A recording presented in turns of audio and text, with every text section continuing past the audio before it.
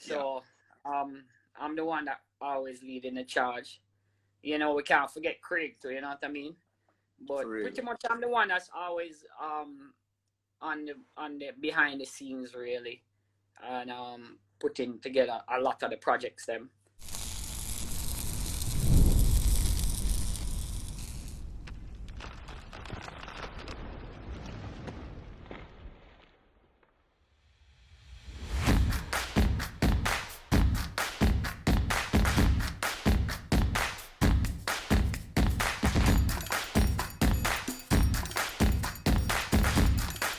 They have all the good stuff.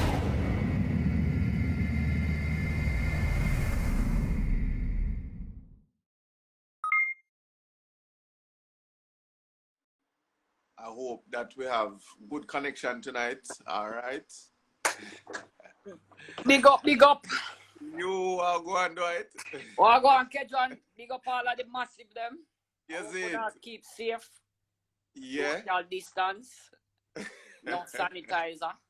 So I have to get For back real. to business, you know. Yeah, for real, because this year was supposed to be a very serious year, Yeah. You understand? And we don't really want anything for the real. I mean, not that is anything we have any control over, but we just have to hope for the best. Well, you know how job works already, you know. Yeah. So we Yeah. have to just Yeah. laws of nature. Yeah, man, for real, for real. Just go on. I see Nico tuning in. Yeah. Nico, I hit him up today and tell him we're going to be live, so he must get on, you know. yeah, man. So big up everybody tuning in. You know how it normally go. We don't really waste any time, so we're just gonna go straight into it. Dwight, for person who may not know, who is Dwight Lue? I mean, just as much as I can sum it up. Well, really, pretty much the one of the, I would say the one of the lead member of the LueBoyz camp, because most naturally I'm the eldest one. So I'm the one that always leading the charge. You know, we can't forget Craig too, you know what I mean? But pretty much I'm the one that's always on the behind the scenes really, and putting together a lot of the projects them. While Craig do a lot of the driving. Also, Craig, Craig very technical himself also, but he's really both me and Craig and myself really started back in the days. Pretty much doing this for about 30 odd years of our life now. Actually, from when we left high school. Actually, when we got started, it was really our cousin Washi Wang. Everybody probably know him from back in the days of Lake Spin, when he used to drive the Cartina, or the Escort with the BDA, twin cam in there. So that's where we really got our first real taste of drag racing, because that's what it really started from going with him to Lake Spin and going with Donnie Norton too, because he was very close with my uncle. They were like best friends. So, well, everybody know Donnie Norton already. So that's how we really got started in it. Really, our first real taste of it. And then watching guys like Stephen Gunter them and Bertha them and them other guys with the SR5 back in the days, the Corolla them. The 82, 83 Corollas, the SR5 them. Yeah. That's how we really got our first taste, really. Okay. Yeah. Well, around what age you'd say that you start to develop this passion? All right. Well, I graduated from high school from 85, and then I left to go to Florida after to go to start college, right? So that was the time when the craze of the whole Corolla did. Same style at them and SR5s and Mikunis and Panasport days, you know what I mean? when all of us used to hang out down at shows, cause shows used to be the Panasport dealer, And he used to Yeah. be the Mikuni dealer also. And the TRD, because he used to deal with a lot of TRD stuff. And that's how I actually got to meet really Stephen Gunter too. Because I remember back in the days I bought my first twin cam head from Stephen Gunter, and Stephen can tell you that too. Him and Horatio, I think Horatio Williams, because Horatio used to do a lot of the SR5s and too. So that's how I really got into it really. When I went to college, my first car my dad bought me was a 82 Corolla. Because that was the craze, you know what I mean? So everybody either want a Corolla with a pair of Mikunis on it and some Panasport, and I remember some Iskidir and cams. And that's when I also meet David Dietrich. Because David used to be down at shows a lot of time. That's the same cars and parts in Florida. Okay. And then that's how we all grew up from Hungry Wheel days and, you know what I mean, Miami-Dade, that whole kind of thing. Until that we went through that whole era of, that's when the bug really bite, really. And then after that, we used to go watch 1 and 2 race at Morrison, but the real passion really come when I decided to come back to Jamaica to live. And then Craig was in Jamaica then because he wasn't ready to come up yet, and so he used to fool on with it. We had a little BMW, a little 76 BMW, a 2002 hatchback. So Craig used to fool on with that. We used to have on some, I think it had on some Mikunians on it, or I think it had a 32, 36 Weber on it, I think it was. So that's where we really started from. And then that's the time we're going with our cousin Washi. He used to race against like Darby them and them guys. And I remember he used to drop some hard licks back in the days. So, it's from them times and how we really get our real taste of it. So honestly, that's when. And then when the import actually when the this whole free up of the cars, the JDM cars used to start to come, the domestic cars. So you would see like the Starlets, them start to come and them kind of cars, and they were more accessible to everybody, starting to get. So everybody used to either the Cyborgs them or the same Starlet. And then I remember that's where I really started. But actually from the Suzuki Swift days to the GTI days. So that's where we started. See. So that's where we really get our first taste of it. Well, you're starting to explain that your cousin. Yeah, Washi. Well, his name is really Washington Wang. Washi. Everybody know him as Washi. So him come from the era of them guys. It's like George Dog and same Pretty Blue them. What you call that? David Darby them. Mr. Nitro. That set of guys, like Robert Scott them, Robert Bertha them, same bunch of them to and them guys, and David them same set of guys, cause they same Junior Barnes, cause Junior used to run Miami them time there, So it's that we all transitioned from that same Miami days coming down from Hungry Wheel days. We're all the way come back to Jamaica, you know what I mean? Cause at some age we all ended up back in Jamaica.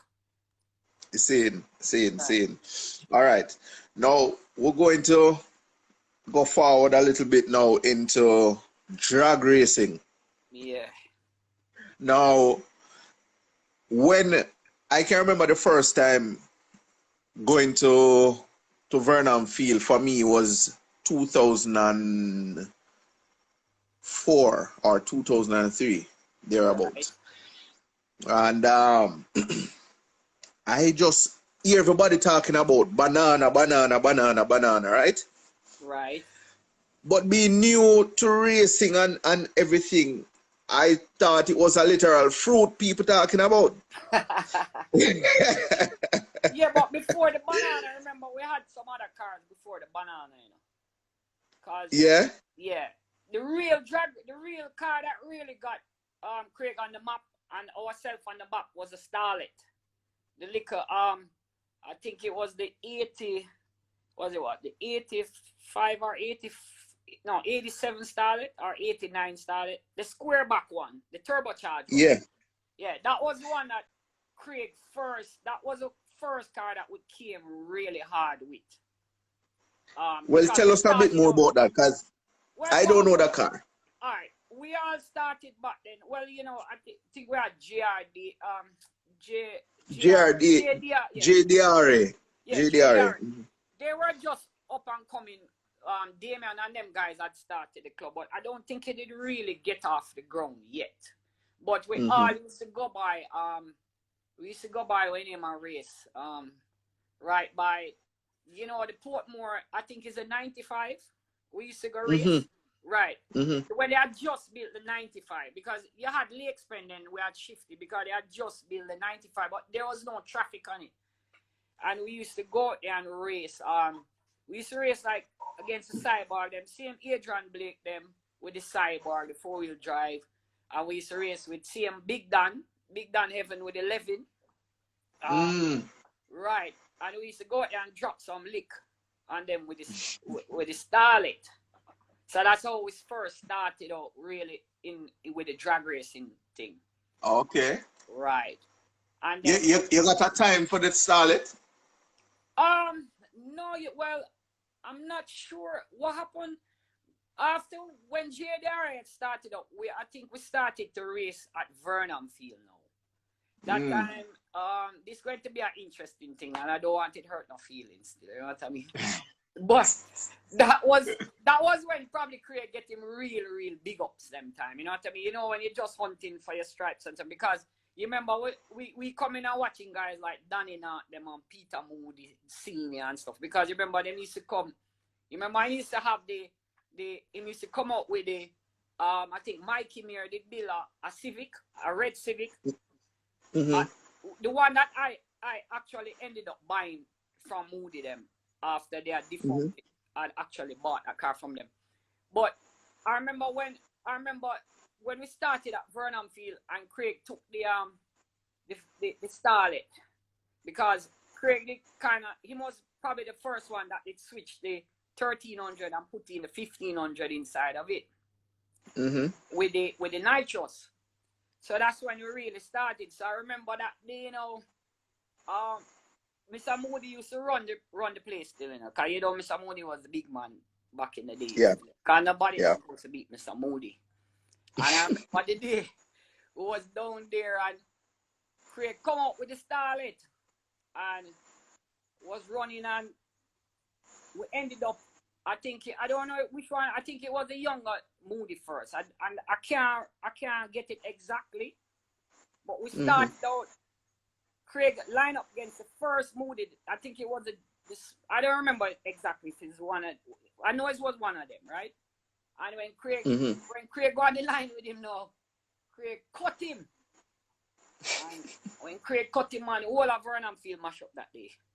So we get a break again and them send out another one with the same car, right? Mr. Moody put another driver in the car. So Craig said, all right, I don't have a problem. I really don't have nothing to lose, you understand? So Craig said, I really don't have nothing to lose. So when Craig go back on the line again, he cut him again. So when he cut him again now, the whole place mash up again, So then after that now, down in the evening part, Mr. Moody himself now come out and him drive up like to where, everybody was pitting and stuff. And you only see him come out with his finger to Craig and say, you, get on the line. So Craig said, Mr. Moody, this is a boss, man. The general. Yeah, so we are race against the Turbo Civic. The red one, what them they set up. I'm tell you, man, when Craig will shot him and clap him, man. I tell you, Vernon Field, mash up. And I don't think from that day, Mr. Moody did come back. I can't, but I know from that day, Mr. Moody did kind of ease off for drag racing and stuff. And then, him start. And I'd say this week, pack him up or anything. Wow, the retired man. Right. Right. So that's where we started now. And then Craig started getting big up with the Starlet. And then, people used to ask him. And then that's how everybody started to know that we went 1500 and we changed it to 1500 in the nitrous and so. And then after that, Craig changed that car. Well, we still have that car, you know. Up to this day, we still have that car. But what happened? Yeah. Craig went and bought, I think, the second VTEC Civic that came to the island. It was a white one. It belonged to a guy named Mark Fletcher Spot.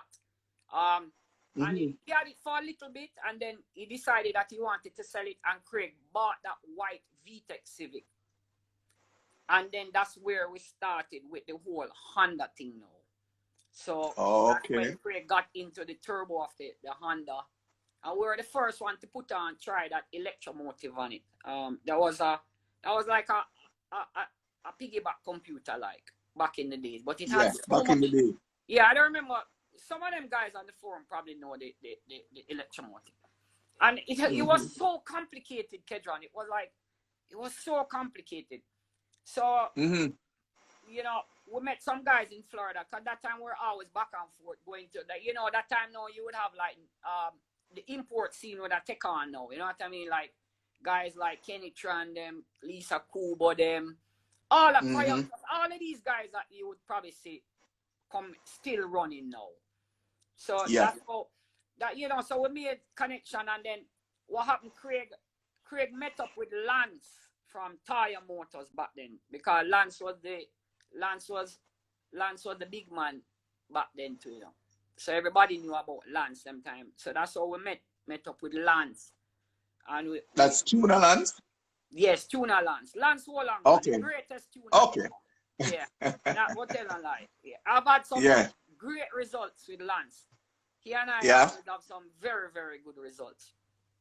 And that's how we met with Lance. So, and then actually Craig had built a car, a Integra there. It was I don't remember which model, but I think it was the second gen Integra, left-hand drive. And then Lance had tuned it and stuff, and we had shipped that car in. But it ran for a little bit, but it was too heavy, you know what I mean? Yeah. And then we switched that body back over to a CRX shell. And then we ran that, and then we switched that. And then that's when the banana came about. Because we had bought the banana right, from a guy. Because that banana was just a little 1500, I think, you know. And it had drum brakes and everything on the back. It was no VTEC. So that's when we started the banana project now. Well, as you mentioned, right. Well, as you mentioned the banana now, few questions as it relates to the banana. What was the setup on the banana? All right, back then, you know, we used to run the B18C, cause we never went B20. So it was the B18C. With the regular, with the piston and rods them, and you know, your regular manifolds them, and turbo. You know, I guess turbo back then was totally different than turbo back now, you know, because turbo now are flowing more and more efficient, giving more power, you understand? But we always, knowing ourselves, we always try to find the cutting edge turbos them. Because remember this, you know, a turbo, a guy always tell me this, he always say, Dwight, Craig, a turbo don't know what engine it's going on. He always used to tell me that. This guy used to do all our turbos for custom or turbos, and he said, Dwight, a turbo never, a turbo, you can buy a turbo, but the turbo don't know what engine it's going on. You understand? Right. So pretty much you have to spec that turbo for what you want, right? So we had, I don't remember, I think it was a T3, T4 were running them times, turbo. I think back then it was Turbo Technique or Turbonetics or something like that. I don't think we had gone Garrett them time, because I think Turbonetics was the go-to turbo at them times. And then we most naturally we're running the nitros, and then we started to add the wheelie bars them, and you know, traction control at the front. You know, all of them things that we would see them guys, Kenny Tran and Lisa Kubo them do. So we kind of adapted those. And then, you know, by talking to them and we network, because we started to network with a lot of them. So, you know, and with Lance and all of that, you know. And then Gregory also, I have to mention Gregory too, because Gregory got more from machine guns while. That's where Gregory was a part of us too, because Gregory is like our brother.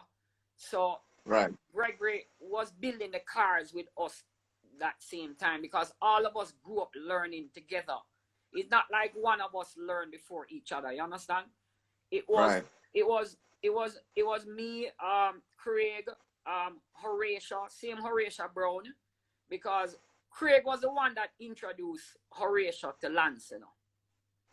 Yeah. Because Horatio was going to school in Florida too. And all of us used to idle. When I tell you no lie, we used to idle. So Craig said to Horatio, what you doing? So him did always like the race, the car thing too, you know what I mean? So we sorry. So Craig introduced him to Lance. And that is how him started that whole thing with Lance. Because remember, Lance was now running the HP Civic back in the days. Against, everybody should know the HP Civic, right? The one that Lance used to campaign. Because he was a big man team. Remember, Lance was the guy that was hitting. Because Lance used to drive it himself too, you know. So Horatio used to be on the circuit with Lance. So that is how we forged the whole network. The network. So we're very so the knowledge was there now. Because we're getting the knowledge. Because we're getting first-hand knowledge. So that's why Gregory now, that's when I had bought the Civic from Mikey Mir, from Moody them, because they had finished off with that Civic. It never did well, so I bought it from them, and that was the car that. So I told Gregory, I said, Gregory, we're gonna buy this car, and you going to drive the car. And Gregory and I myself build that engine, and Horatio wire up the car, right? And Horatio actually tuned the car first, and that is the car that Gregory learned to tune from it. It had on the Haltech on it. And that is what Gregory learned to tune on to this. So that was the first, the Haltech. Okay. Right. So, Right. So right. It was now the banana going, and we used to call it the cherry. Stephen Main ended up buying that car from me. Okay, yeah man, remember that car. Remember that car. And then we started the campaign. And then during that little stint now, you would see guys like Arville Williams come up with the Pulsar, give props to Arville, because he was making a lot of boundaries now, because it was a Pulsar them with Cliffy them, you know. And Clevey. Clevey. Sorry, Clevey. They have Clevey and Williams them. And then now you would have like Spy them with the Eclipse them and all that. Right. Right. So you see, so the battle back then it was a lot of battling, you know, and I'm gonna tell you no lie. And then the man who come and change the game now, man, I'm gonna tell you no lie. It's George Bailey. Yeah. Big up to Osama. Cause he really changed the game. No, for real. He make we know say 9 seconds can run at Jamaica. Yes, and I have to give him props for that, because him is the one that really opened our eyes. Because I have to pick up Williams, you know, because Williams was the first car to run 10 seconds, you know. Cause that I remember, and he actually, that 4-cylinder ran 10.7, I think it was the first time a 4-cylinder ever run 10 seconds. And Williams had that for a while. Yeah. And then George came in now with the Evolution. The Osama. Scare them, Bin Laden. Whatever. Scare them. Yeah. I remember the day when he clapped the 9 in a brethren. I said, damn, it's like everybody was just like. Yeah, man. The day I told Craig, I said, Craig, you know, we're wasting time with them Hondas, you know, because John will be good. I'm tired to change gearbox, brethren. What is the best time, right? What the best time with the banana? The best time Craig ever run, I think it was 10.3. I think it was 10.3. Okay. The best time. But even although Craig run 10.3, you know, Zero was running faster, you know. But but Craig would always kick out them teeth. Because I remember that day when him go up against Osama in the Mitsubishi, and Craig Craig got the first time with him, and Craig kick out him teeth the first time. The place mash up. and him come back around and him call again and him said, come back on the line. And Craig go back on him again and clap him again. We never bother running the third one because it never makes sense. Mark, catch him on a half day, but that is racing, bro. Remember, it's racing. That's it. Yeah. And that's what makes racing fun. We have gone up against Xavier many times and we clap him too. You understand what I'm saying? Yeah. So I would say, Craig, I've been very, very lucky over the years because even me cost him a lot of times when him go on the line. And I said, Bridget, you sleep too much, Bridget. I said, what you always escape with it is because you know that the car have a lot of top end and the car will run you down. You understand what I'm saying? Yeah. But many times him have my heart and the team heart, I said, bro, you sleeping on the line, you know what I mean?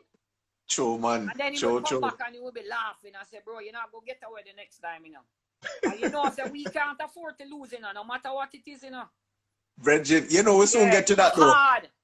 We soon get to that part there. Because trust me, we don't have a streak. Yes, and to this day we still lucky because you saw we over and we still reach Nova, man. Yeah, we still reach Nova. We still reach. All right, banana. We still like the banana. Actually, Kedron, everybody should remember that was the day. I think I was the first one to go 10 seconds that day, and then Xavier went through. Actually, I did line up first. And I was playing football in Florida and I broke my foot. And because Gregory didn't leave migrate. Gregory had to migrate. He had got married and migrate. So nobody was there to drive the car. So I said, all right, I'm going to have to take up the driving duties. You know what I mean? So I always noticed that every time Craig them used to go on the line, they used to use a launch control, right? But because I'm not supposed to be the driver, you understand what I'm saying? So I keep telling Craig all the time, I said, bro, I noticed something with the car. You need to don't use the launch control. But Craig, you're the big man already, so you really can't tell him nothing. You understand what I'm saying? Yeah. I said, all right, no problem. So it was in the evening, we're going into qualifying. We're going into semis now and stuff.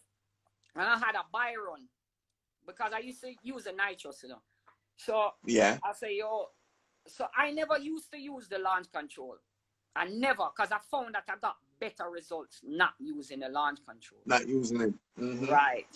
So, when I went on the line, I bring up my RPM. I usually hold the brake and stuff and bring up the RPM with my right foot. Just keep it steady. And then as it go bam, I just hit the fucking nitrous. Sorry for the language. I go bam, bam. So when I came back around, I see everybody I jump up. Say, I run 9. So same time Zero was on the line going up to, And I run a 10.999 something. But bro, it was a 9. It was for many, many years. All of us Honda trying to hit that 10s. Sorry, 10s. Not 9s. Yeah, because 10 is holy ground, That's like holy ground. Nobody ever gone there. Yet only man like Williams now and Osama them, you know what I mean? Yeah. So, but that's one of the questions I'm for ask, Dwight. Like everybody see on the sideline, but nobody knows that you actually participated. I used to race a lot, honestly, and I've said it on many. I've said it on many. And I've made statements many times. Why I stopped racing was what happened is that when I ran against what's his name again, Ajmul, in the Corolla the day, I was driving the Evolution, the Blue Evo. Before we had another Blue Evo, and I was running that Evo, and I was in the semi-finals with Paul Ajmul, and he was driving the Corolla at the time, bro. And so both of us went up on the line. It was the semi-finals, and I got so bam, I shot him out the hole, right? But I know I had the car. The car was more powerful. The car was just pulling away, so I did kind of ease up. Like maybe like when I come to the 1,000 feet. So I only see when like him apparently hit the nitro, bro. And the car, I already did pass the line. So I only saw when the car like it just passed me because I was slowing down. and the car hit the friggin' barrier, bro. I can literally close my eyes to this day all the time and picture when the car hit the barrier.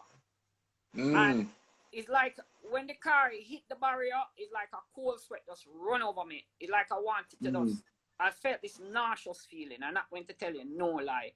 And I run out of the car so fast. And there was a couple people that was under the cashew tree.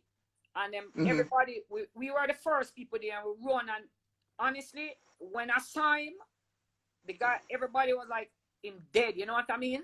Because he was completely, from him torso go right down, it was completely smashed up. Wow. And then my doctor to this day, Courtney Harris, he was the first one that run up. And I said, Courtney come, and we had to get a thing to pull him out. And you know what, bro, I have to really give the Almighty praises for that now, because Paul is still alive after that. But question, Dwight, is that you're talking about the red Corolla? No, not the red. No, Paul Ajmul. We're going. Paul Ajmul used to drive the blue. I think it was a DX Corolla. He used to run. Okay, yeah. Right, that was a car that hit. That was when NDRC was running it. Oh, I only know about the red. I only know about the red Corolla that had an incident on there. This one was a terrible incident. That actually they kind of did. I don't remember. They kind of shut it down for a little bit because it left a bad aftertaste. Because everybody was like, you know, Paul, and it really give you a shock, because that's when I said to Craig, I said, boy, that was a turning point for the banana now, because we used to track so much high mile an hour in the banana that you could literally feel the rear want to come around with you. You understand what I'm saying? So I always fear that moment. So I switched and I went to Evo. And that is when we all switched out and got to Evolution, because I said, Craig, bro, I don't really like you driving the banana anymore because it's kind of risky. You know what I'm saying? Right, so that is when we came out of the banana and we parked it for a while. And then that's when we started the movements with the Evo. That's when we got with the Evo. Right. That's when we really with the Evo. So it wasn't a case that, well, were you having issues with the banana? Or you just... Yeah, well, we all know the front wheel drive traction was always a problem, and you would find yourself cruising, going up into third speed, and you just shear up the gears them in third speed. And you know what, you have to come back, you have to get boxed in, and then that's not a guarantee anymore, because we had actually gone through every gear possible that was on the market, and they were just not holding up. So you'd say back then. Yes, and then you know, and that time, boy, Jad Bailey, I go on with him 9-second carrying a bridge, you know. So my philosophy is, you know, if you can't beat them, you join them. Join them. Yeah, me not play no hero brethren. You understand? So you would have said Dwight George help influence. Because George is like my brother, you know. He and I are like, we very, very close to this day. We're like brother, you know what I mean? We share a lot of things still, both business and both friendship and stuff like that. So we do have a great connection together. Yeah. So him is the one. I'm not going to hide and talk. Him is the one that me.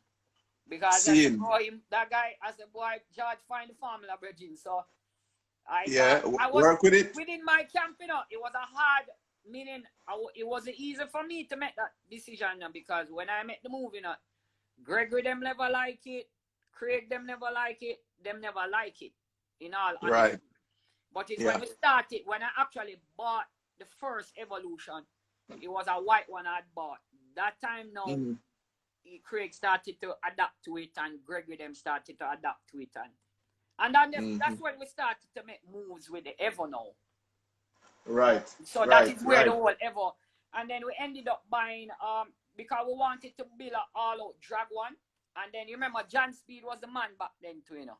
Yeah, man, definitely. Right, and then when John Speed, ended up buying John Speed shell, because when I bought that car, I never got the engine with it. It's just the shell, the rolling chassis.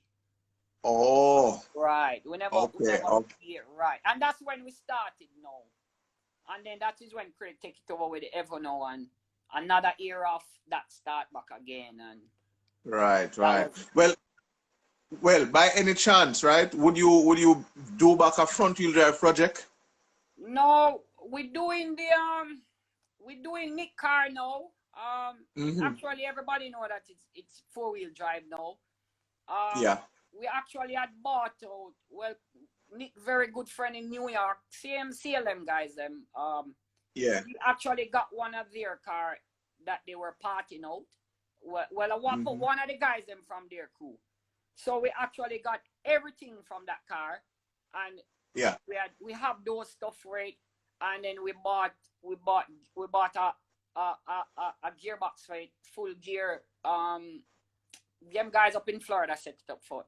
So that's what I'm working on now, because honestly, that is where the game really going. The 4-wheel drive Hondas. Even for me, honestly, that's why I pretty much don't put any more money in the GTR. Because honestly, the Hondas will slap the GTRs all day. Yeah. So that's why I personally don't put any more money in it, because it's not worth it anymore, if you understand what I'm saying. So yeah, based on where the competition is now. Yes, because Nick car is going to be an awesome car. So I just trying to find the time, because why I was gonna finish Nick car, but honestly the Radical pulled me in, and it was we'll get to that point, but that's why I don't finish Nick car yet. But in terms of that project, it's just a matter to just find the time with Craig and with us fit it up, All right, so no more. Yeah. No more front wheel drive. No, I don't see I don't see us doing any front wheel, because at the end of the day, Jamaica don't really business. You could have come with a donkey cat number, and if him get to the line before you, him no business for 4-wheel drive, 3-wheel drive, 2-wheel drive. Him no business. At the end of the day, when him go home, you get your ass cut. You understand what I'm saying? And you have to deal with that. And we, honestly, we have been lucky too, because many guys come up on the line and we got lucky too. I'm gonna tell you no lie. It's not just it's sometimes it's sheer luck. You understand what I'm saying? So, but that's how it is. So I say we always have a crosshair on our head, It's just like when we went all the time watching Mr. Moody run. Those were the guys that you want to beat. So it's the same thing now. That's why guys keep asking us back, when you're coming back, because them years to see Craig race. You know what I mean? Right. Yeah, Craig does have a natural talent for the drag racing, and I'm gonna tell you that. Him don't have no heart, honestly. Because honestly, when I bought the Corolla, we were gonna put Craig in it, But the reason why I never put him in there, Kedron, because interesting. Craig is a man, do not lift him foot. You see, when him launch that car, that right foot don't move. It stayed dead on the pedal. He's always flat in the car, no matter what. And with the Corolla, you have to respect that car. You know what I mean? Yeah. Because you have to know how to pedal and come out. Don't believe you're going to stay in it, because if it let loose, that's you. You're asking for major problems, bro. And him kind of got upset with me, because I said, boy, you never give him a chance for it. But honestly, bro, I love my brother too much.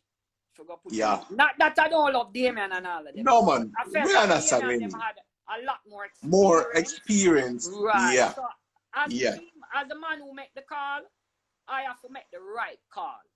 You understand what I'm saying? You don't want to live. You don't want to live with certain things. No, because Craig is a man, he love the hype still, I'm not gonna tell you because you know freestyle already, Him like when he come out and the crowd reel up and things. So he's a man now, him not go ease Kedron.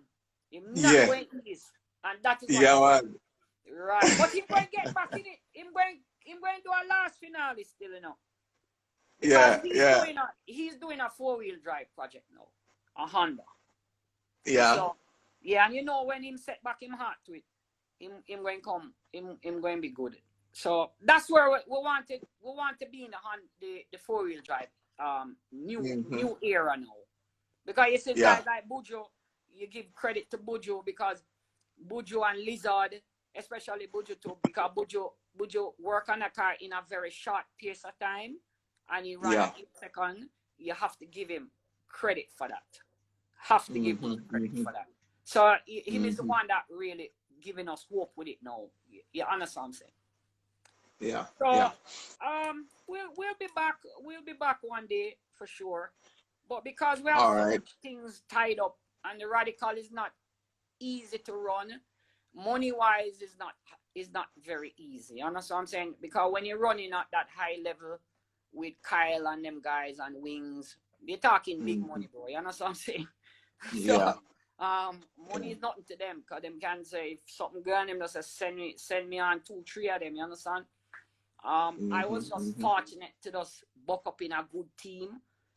Nico Racing. So I was just fortunate, bro, to just buck up in a good team. Yeah.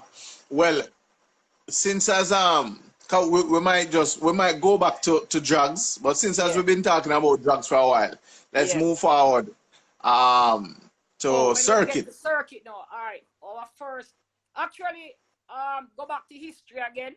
And I'm glad everybody is here, because I like to delve back in history, because Craig, right?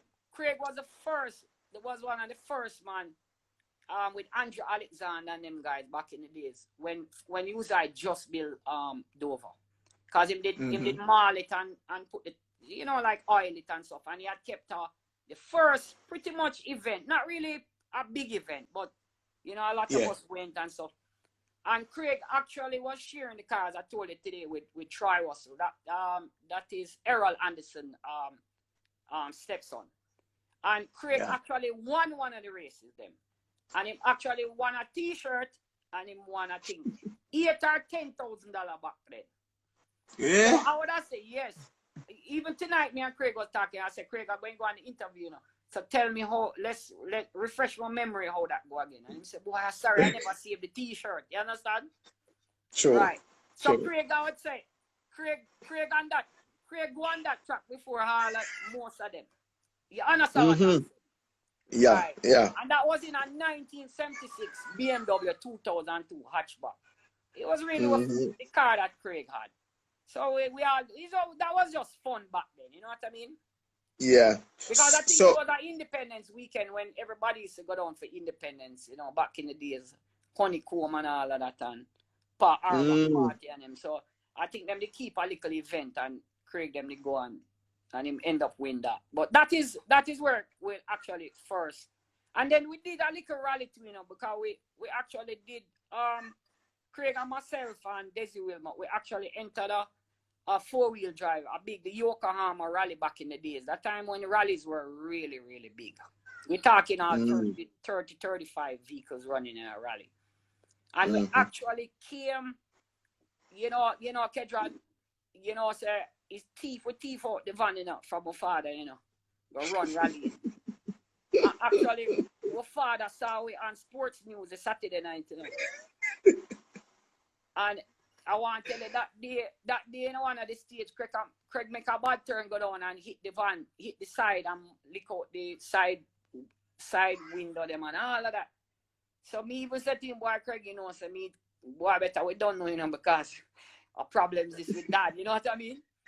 And when we went back that night, and because we were running novice, back then we were running for history again.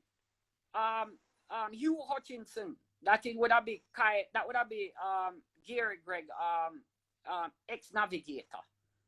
Hugh, that's where Hugh started out too, because Hugh had actually won the novice section of it, and we came second. Okay. Right, and then because it had different classes, and we actually came second. We actually was in lead at one point, but because of the accident, I think it was we got penalized and stuff. But that was a Yokohama 4x4 rally. I don't know if any of these guys that on here can remember that rally. So that was I still trying to find back my trophies for those too. So So we've been active, even jet skis too. Me and Craig was the one that won the jet ski, the big PWC jet ski competition that Chris Blackwell and they put on over in Arakabessa. So with pretty much anything that race, anything that can race with it. With adrenaline and speed, eh? Yeah, anything. Once the game racing, boy, if 2 cockroach race, we're in it. That went back there. That's how we love it. You know what I mean? So that is how the circuit would start. And then when the banana was there now, actually I went, I think it was what, 2013 when we built the banana. Actually I went to the first meet. It was the March meet, I think it was. And the shell was just there, you know, and Greggy was with Heat them car and stuff. And then I came back and I said, Greggy, you know, I want to build a banana. I said, I have like 5 weeks to get this car ready. You think you can build the engine, get the bottom off ready and stuff like that while we just do it up? And bro, I took 5 weeks and build that car. I took 5 weeks. I call Luke them from 4 Piston because 4 Piston wasn't coming to Jamaica back then. Because Craig and Luke them was brethren them times. Because, you know, from that same time, we had met Luke and all of that. And I opted to go with the 4 Piston cylinder head and cams and all of that. And then, so that's how we started to build the banana. And then I said, okay, who are going to give to drive that car? That time I was very good friends with Kawisi, right? And I know Kawisi was always a good driver because driving circuit was not our forte. You know what I mean? So you have to give to the guy that really can. So I said, boy, I would talk to Kawisi and his dad and approach him and I said, Kawisi, I want you to drive the car.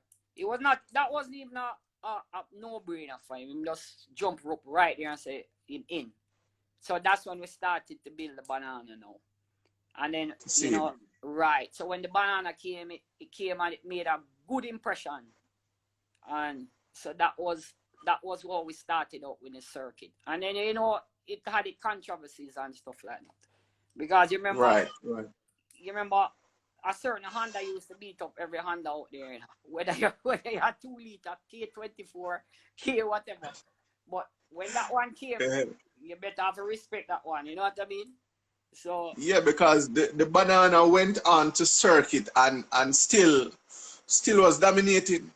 Yeah, because we ended up nearly winning Thundersport 2-1 last race with Charles Cheney. Remember from the get-go, Kawisi was leading him up to the last lap, you know, and the tire blew up on Kawisi, and Kawisi still managed to hold the car and come back second in that Thundersport race.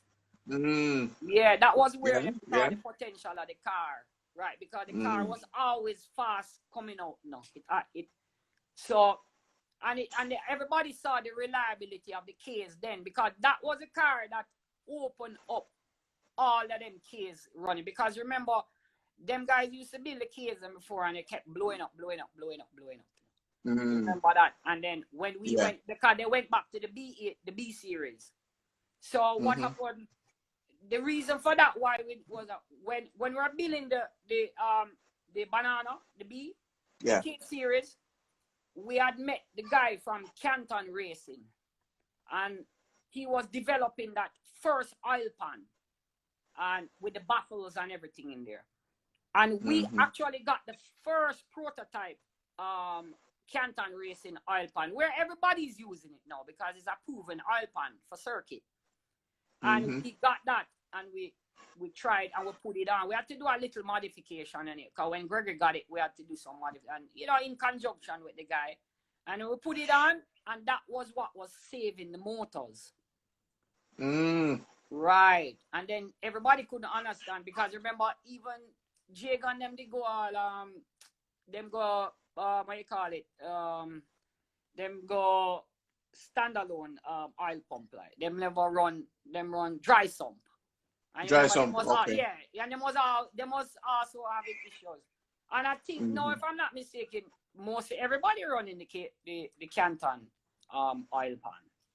Well, let me answer this, Dwight. Which of the projects, because you can't probably, can you count how many cars you have owned over the years? Because I want to ask, which of them has been your favorite? Which one you like the most? To me right now, I'm going to be very honest, the Radical. What? Yeah, because I think when I left circuit, when I sold the banana, I knew that I always, if I'm gonna come back and race, I would want to race at that. I wouldn't want to be racing no MP3 or no MP4. I want to be rugging with Kyle them up and there. David. Because yeah. that, in honesty, that is where our talent lies. You understand? Mm-hmm. Because it's either we always go very, very hard and then some. In all honesty, in everything me and my brother touch, if you're going to go with us, you're going to have to go very hard. You know what I mean? So that's what give me the glory. The Radical give me the best feeling. The GTR was good, but the GTR really was an exhibition. That was just a personal thing for me to say, okay, you can. We always used to watch these GTRs on YouTube, say, okay, them doing 8s when 8s was like the big number.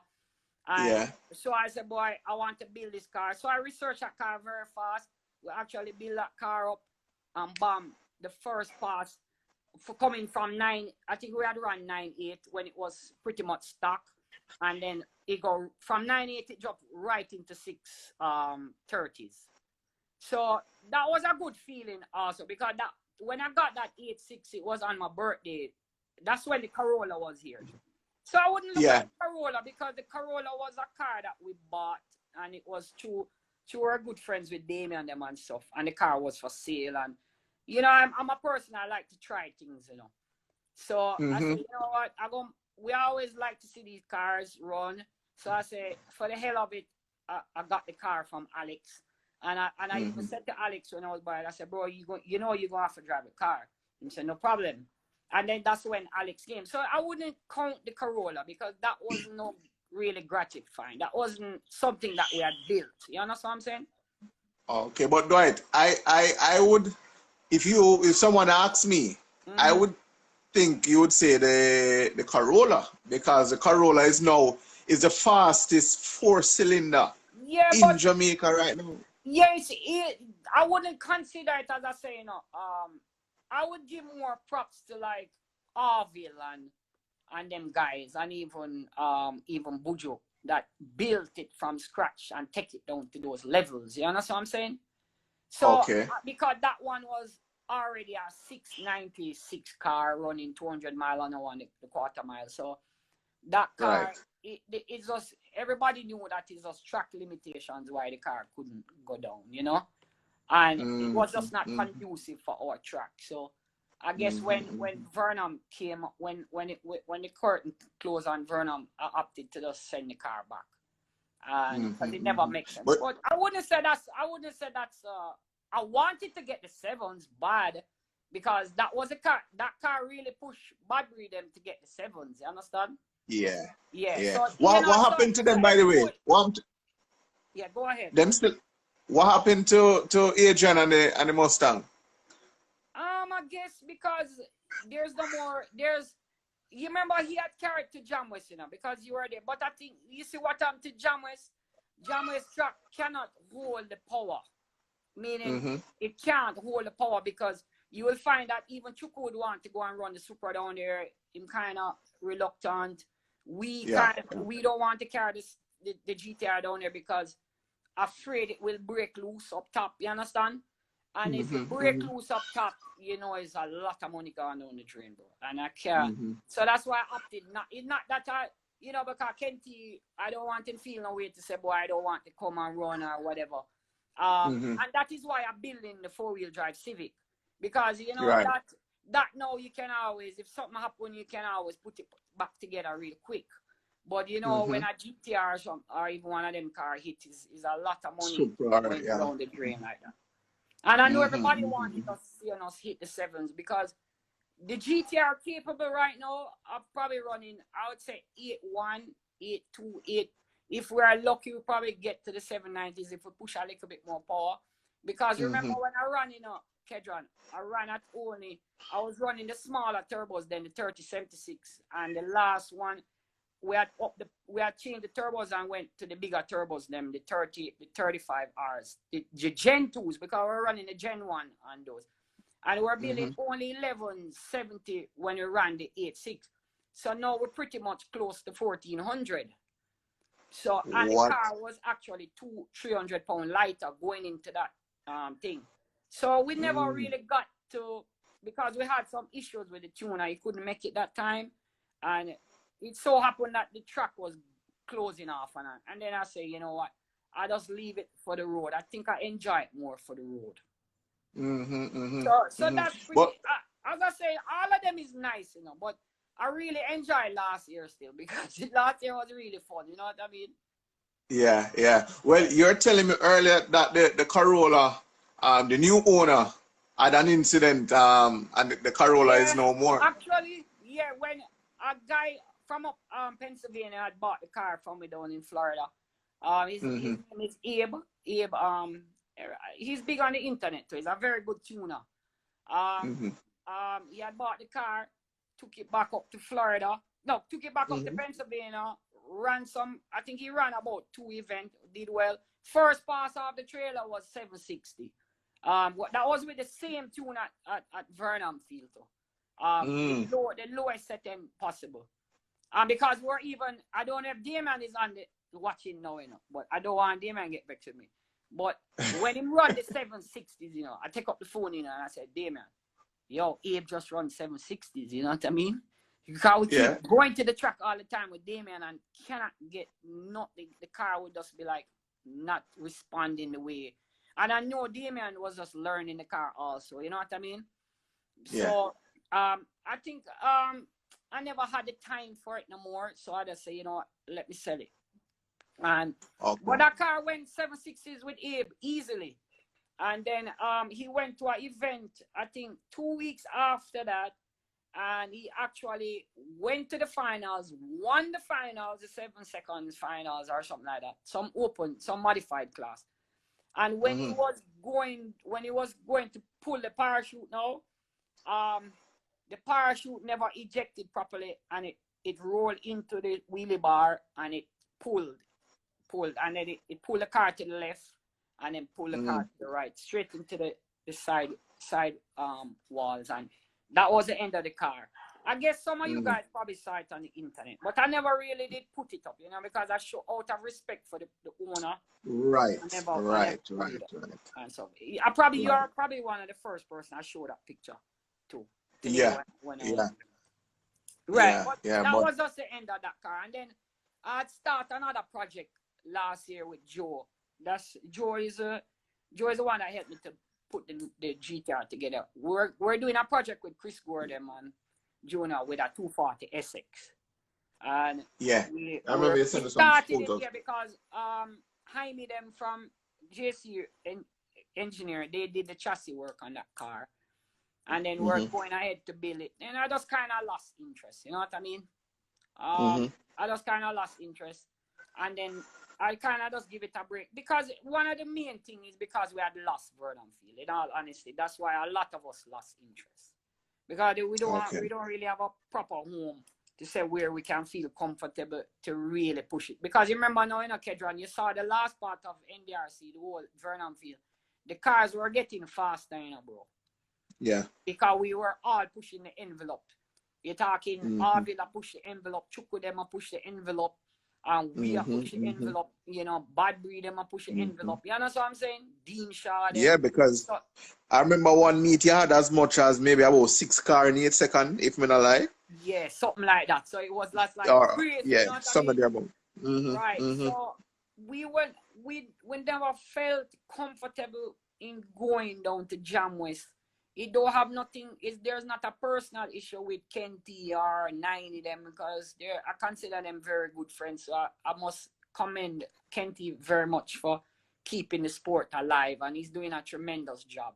That's why I personally want to get back a car there, like a front wheel, the same Honda Civic 4-wheel drive. Civic. Yeah. But when we come back, we don't want to be coming back to run back into those 8 seconds. If we want to hit 7s. Consistent 7s, because I think Jamaica we are past that now. We want to see more. We want to push the boundaries. You understand what I'm saying? Yeah. So let me ask Dwight. What would be your goal coming out with the Civic? We want to run 7s. If we can't get 7s, we're not gonna feel good. Wow. Because I want, if anybody know. Yeah. Because remember, if anybody know Dwight. Remember, Buju is right at what? 8-7s? Where's Buju at? 8-8. 8-8. And Buju just slap that thing Or together. 8-7. Right. Yeah, 7-7. My bad. Sorry. Kedron, Buju just slap that together, you know. It's not like him. He did sit down and put his little magic touch them with it. Because Buju knowledgeable too, you know, over the years with the Honda, you know. So you have to give him credit. Hold on, let me make a correction, Dwight. It's 8-7. Sorry. Right, 8-7. So you see, he's not that far off from the GTR. He's right there. If you match him up with the GTR, he probably will cut the GTR. In all honesty. Because remember, he will be able to dig from the hole, leave the GTR. We would probably going to have to try and run him though, but remember catch him, right? But K20 have a lot of top end. So it's gonna be very, very hard. I wouldn't say we'll beat him, honestly, bro. I wouldn't say that. He would probably him have a good chance for clap us though. You know. Well, let me say something. Dwight. Yeah. For persons watching who hear you say you'd want to run 7s and then probably take on guessing you, them don't know who is Dwight Lue. No, you know, honestly, every time I set my mind to do something, I achieve it. I say that about me, and the history has proved it with everybody. Everybody see when I come there, because I'm a very unassuming person. You know what I'm saying? Very, very unassuming. So, but I know the danger that I can do. You understand? It's just that I personally don't want to dump no more money really too much in it, because you know, you have kids going college and stuff like that. And, you know, you're getting older now, you have to think about, you know, retirement and stuff like that. Yeah, so, you know, and then you would, you know, make a little teeth out and do something. But, and then, no, the radical, that's just like a handful, bro. That's a story that we'll get into with the radical. Yeah, let's start about the radical for a bit, because we've been talking about drag racing. It's only fair that we talk about some circuit racing, you know, for the persons. The very special year. Actually, going into 2019, we never thought that would be in circuit racing. It never crossed my mind because we always look at the radicals, them as very expensive cars. You know, when you know how you do be able to afford one of those cars. You understand? And then what happened? It was in February, I think it was January, February.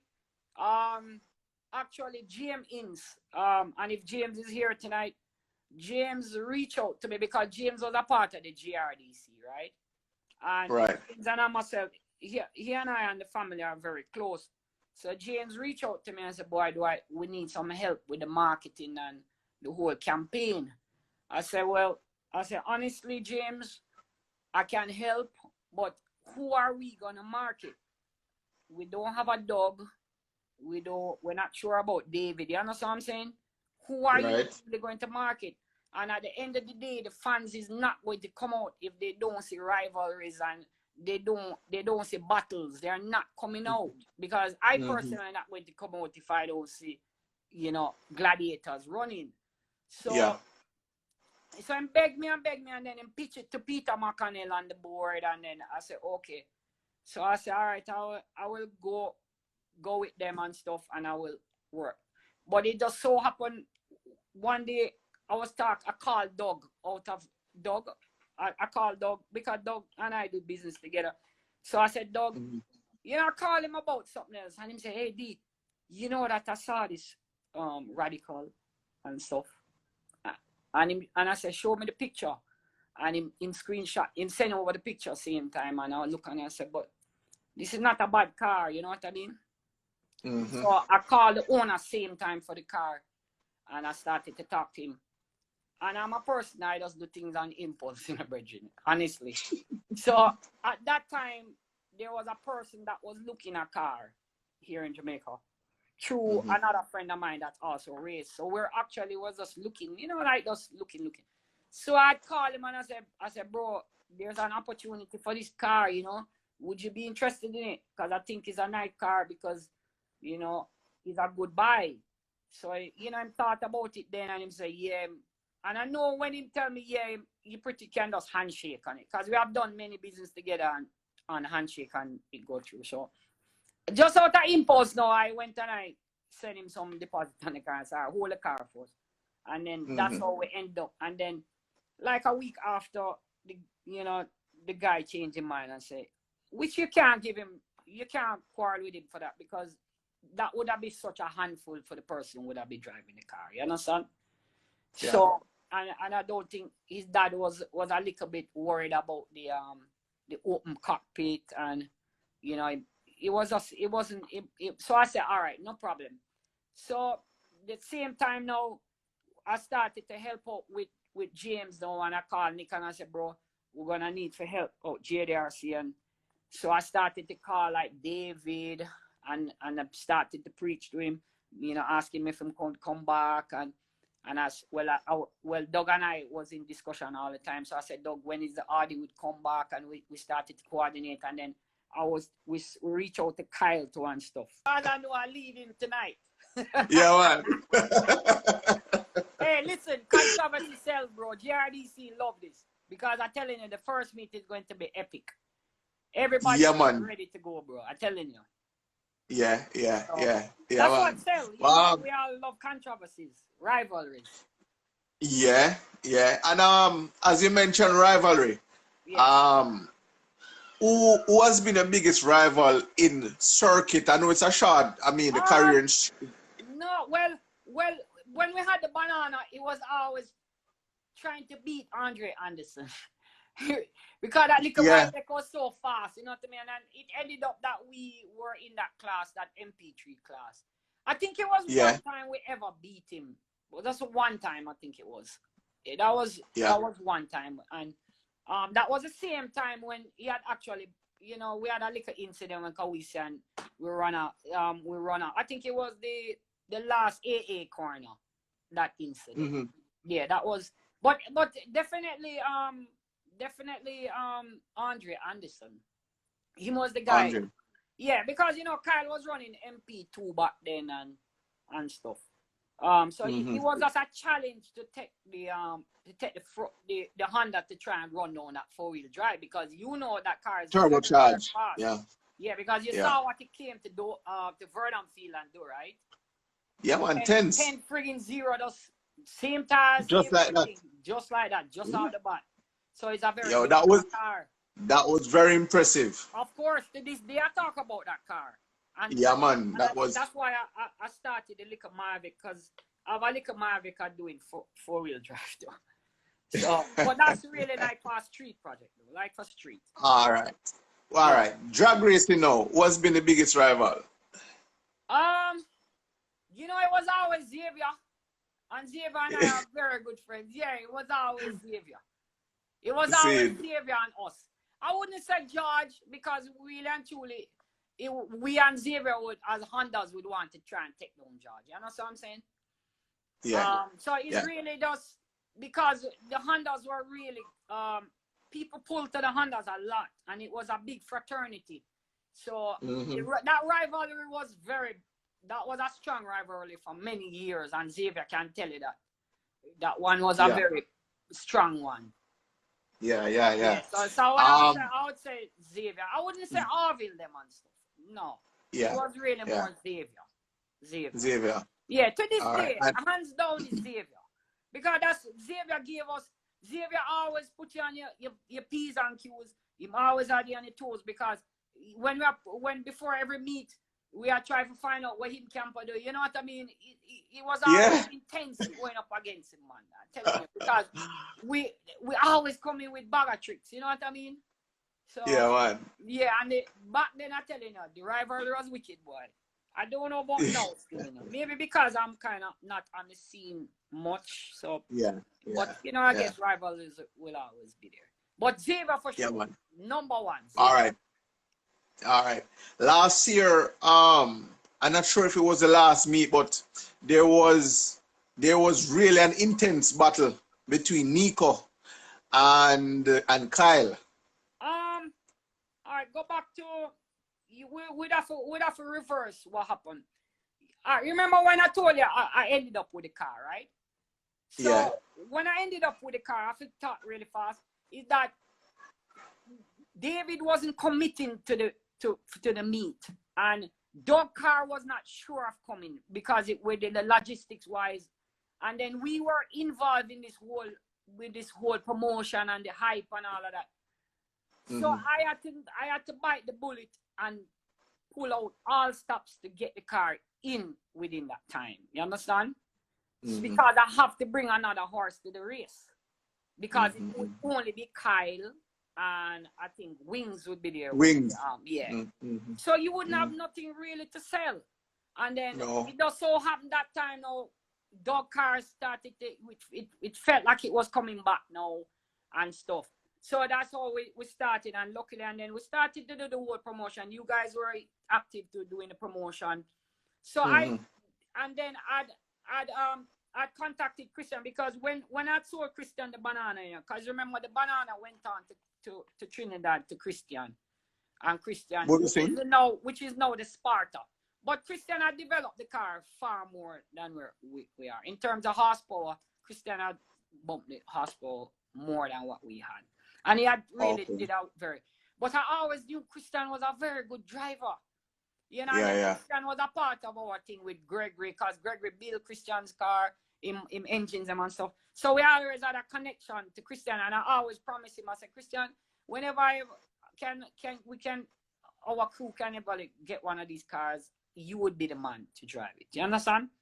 And then that's when I reached out to Christian, and Christian jumped on the plane and met me in Georgia, and we drive the car and we up and down, and then Christian not him did know the car was coming, because we were probably going to bring it back for Jam West. You understand? And then when I said to him, I said, bro, get your things, because you're coming to race, So we're going to have to come and clear the car. He was like, what? And Horatio was all excited and stuff. And then that's when that's when, I'd met Nico them and Javier them up there.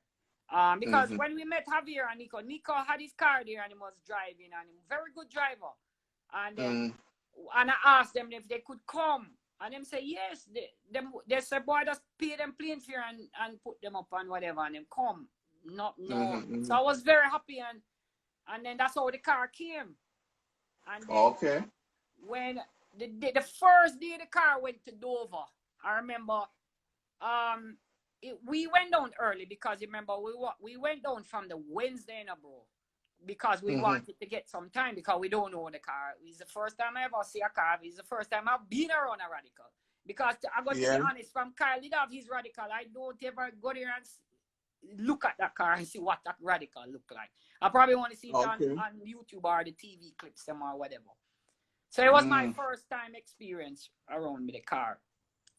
But when I went up to Georgia, I saw that Nico car had some tricks on it, right? So before I tell him, say, listen, man, I need some of these on this car. This car can't come to Jamaica, because it have to have something special. It can't be, you know something? Something. So we put out all the stops and we did it, and we do what we're supposed to do. And then we say, all right, we don't know what we're doing, because we're not coming to say we're going to beat Kyle or them guys. You know what I mean? Because Kyle, Kyle have a lot of experience on the track, and you have to give him credit, because Kyle is a man that him is a hard racer, and you have to. I personally respect that, because he's like me. That is why we'll go butted now in racing, because him eat, sleep racing, So that man now, him don't like it to beat him, Him want to be up on the top, and you can't blame him, because that's what keep him adrenaline going. So, but what happened now when we brought over Christian now and stuff? The first day, Christian we went to Dover. I had to leave to go to pick up Javier in Montego Bay and Nico. And so I say, Nico, I say, Christian, don't wait on me, Take 2 passes or see what the car is really about. You understand? So when he got here now, him called me back on while we're at the airport waiting for Javier. I said, bro, the car is like 123s or 120, and it's all over the track. I said, all right, don't worry, Christian. Yeah, I said, don't worry. Let Javier come, because Javier really know the car or whatever. You understand? Because I remember I concentrating on promotion and all of that, So my mind was really So when we get back to the track now, Javier came out, go in him suitcase and him take out a few tools and him look and him ask, you know, Nico was a translator. So Nico translate from Christian telling him about what happened and stuff like that. So I saw when Javier got there and make a couple of adjustments and him said, go back out. And Christian went out and got 117s. Oh. One shot. And I said, damn. So we're all excited. You understand what I'm saying? Yeah, yeah. And then we work on it the next day. And then I think it was a Friday. I think it was.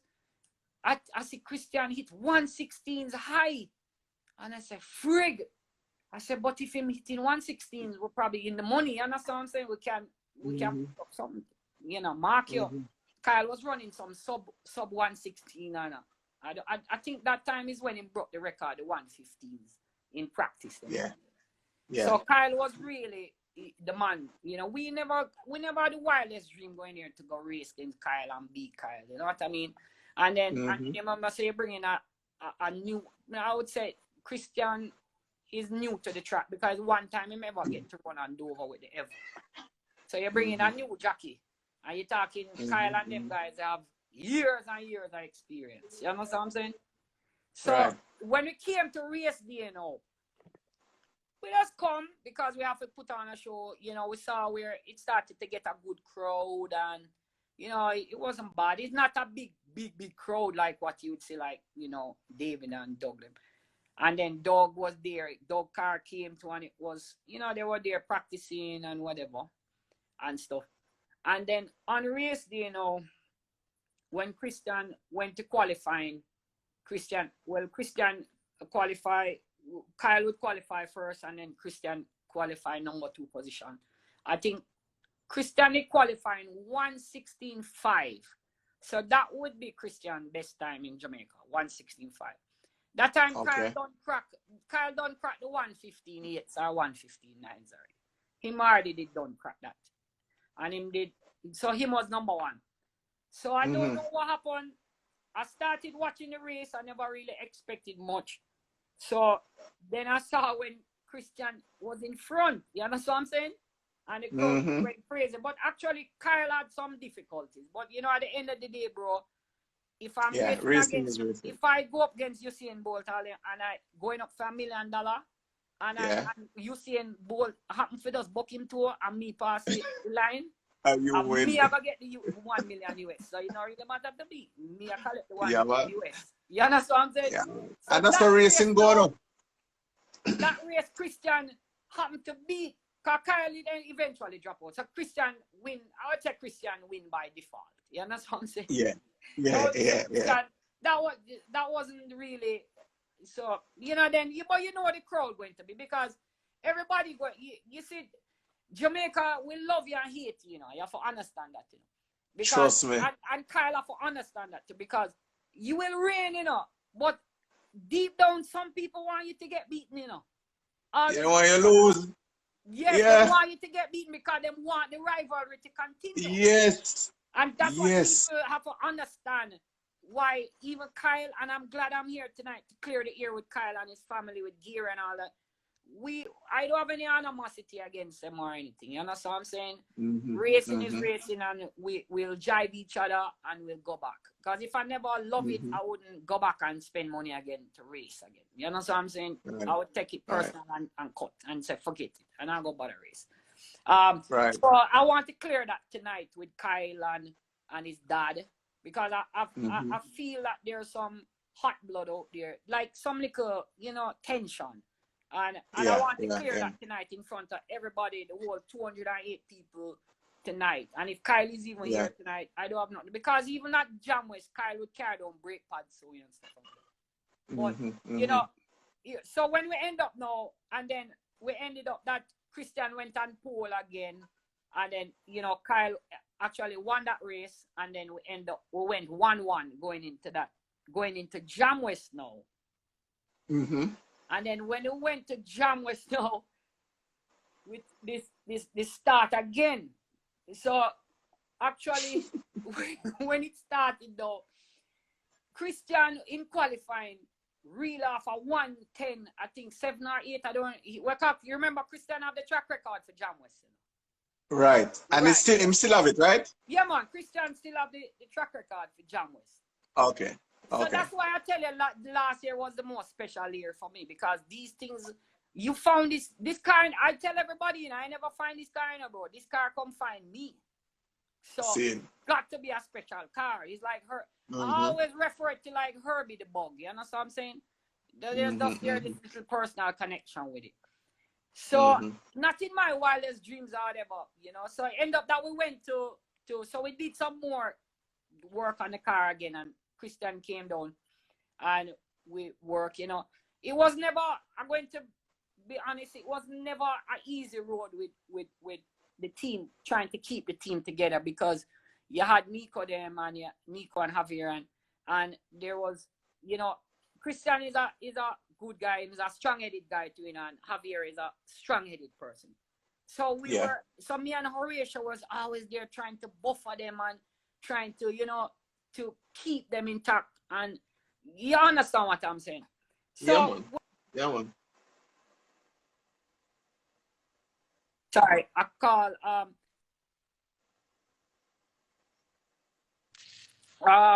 we saw where Christian slapped the 110, 110.8 or 110.7. So we went on pole. So the first now we went out now, and Christian, it was a hard battle with Kyle still, you know, because Kyle would catch him up back when he come up to the back, coming round to the come around to the corner, the shookins and for come back on the main street. Kyle would always be hounding him right there. So Christian really had to drive, you know what I mean? So Christian escaped that one, and Christian won that race. So we say, all right. So everybody had jump up, you know, most, you know, everybody going, and then Kyle got, you know, that's when the rivalry really start. You understand? Yeah. Because you know, Kyle was the man. You know, honestly, he was the man.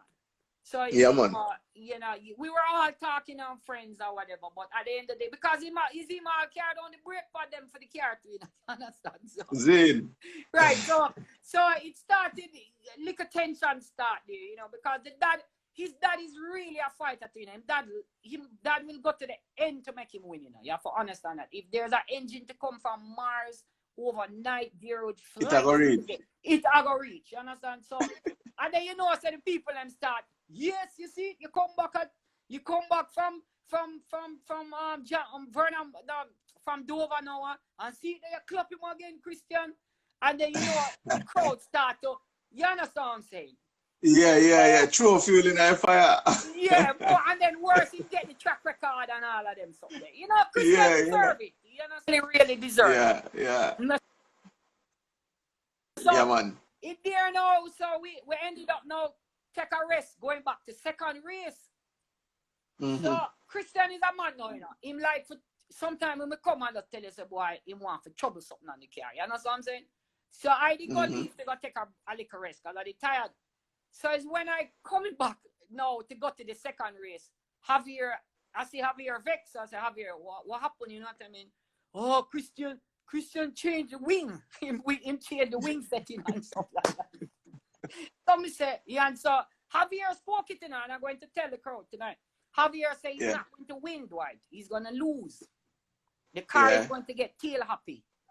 So I say, all right. So I say, Javier, Nico, give him the benefit of the doubt, because he's a driver.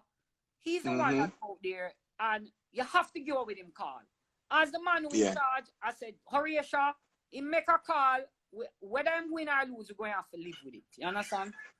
And that was the race where I'm go now, and him and Kyle did have the little incident and stuff. Okay. Right. Okay. And then that is when the controversy start again. And then, because a video did service where it actually was our video, you know, so it's a good thing we get to clear the air. Actually, Nick had the video, and Nick called me and said, boy, Kyle calling him for the video. I said, all right, give it to him, no problem. I don't have no problem. Christian said, yeah, everybody said give it to him. But what Kyle did, Kyle took the video and him leave off the part where Christian run off. You understand? And then we start to put, and then that's when I kind of got upset because I said, you know, we weren't bashing anybody. You know, we weren't. We never started doing, and that's when he and I started the confrontation. Because he said, boy, because I posted, boy, you know, I'm running off and whatever. You know what I mean? Everything was outdated because we are going under the guidance of what Christian coming in. Because Christian coming in complaining from the first race, Kyle, you know, trying to whatever. But he's racing, you know what I'm saying? It's racing. You know, it's contact are gonna make, you know. So that is where that heated start, and then it ended up that Kyle won that race.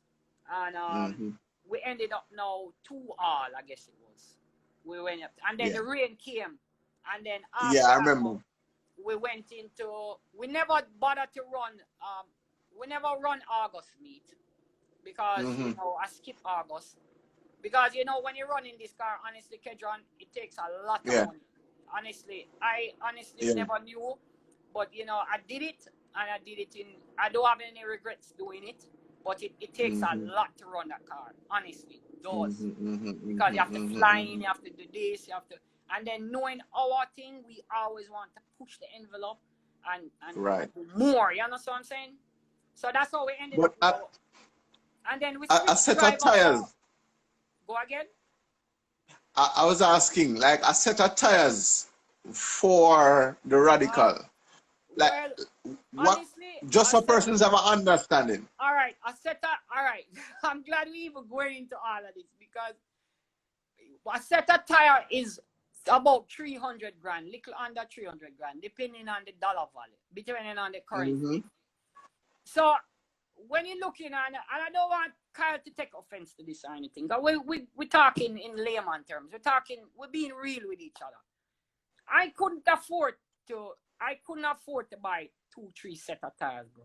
I had to run race day with the qualifying set that we got, and I had to run the whole day with that set of tires because I cannot afford to go buy another set of tires. Maybe, you know, because remember I was doing so much. I did ship the car in, I had to do this, I had to do that. So there was just no way I could do it. That is why I skipped August. Because actually Christian was leading in points going into August in a Ketron. He was actually leading in the championships going in. And that's why, maybe why. But after we came from Jamaica now and I skipped August, you know, them asked me to come back and help again or whatever. Because I was I declared that I wasn't going to run anymore because I knew what the money level was and to run at that level. I don't have any sponsors. Market might say rocket on it, but you know, it takes a lot. You know, we had just built that business, so you know, to take money out to really put into it like that. You know, remember I'm with partners doing a Kedron. You know what I'm saying? Right. So my hobby is not necessarily their thing. You understand? So I had to be careful. I just put the rocket on it to get the mileage and all of that. But everything pretty much came out of my pocket. You know? Right, it came out of my pocket. So what happened is that I'd always promised Nico and his dad that I would give Nico a chance that time. So you know, I discussed it with Christian and I said, Christian, I want to give Nico a chance because his dad asked me to give him a chance and to say okay. And we made a deal and he said okay. I will do everything, whatever. And I said, all right, no problem. It's a great opportunity. And I gave Nico the chance.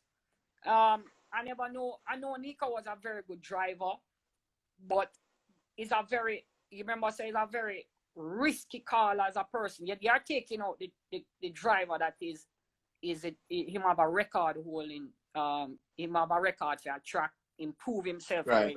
So anybody that you're going to have a lot of naysayers now because I'm going to take out somebody that is proven to put in somebody I'm going to try now that never drive on that Dover track, you know, bro. So exactly. So what happened now? I said to Nico and Javier, I said, okay, bring him, let's fly him in and let's see what I want to measure him. I want to see what Nico is capable of. Because his dad was always touting and said Nico good. And we know Nico. Bro, when Nico went out there for the first time, Nico was like shaking like a leaf. He was like, him get a rude awakening. Him father get a rude awakening too. And Nigel Wilmot was there. Because Nigel have a lot. And I have to big up Nigel Wilmot because Nigel have a lot to play in Nico development also. So I want to make this clear that Nigel played a very big part in Nico's development. Because Nigel mentored him a lot. Because when he went there the first day, people, he did 123s. And I was like, I'm going to be very honest because I'm a very honest person. I started to doubt Nico, all honesty.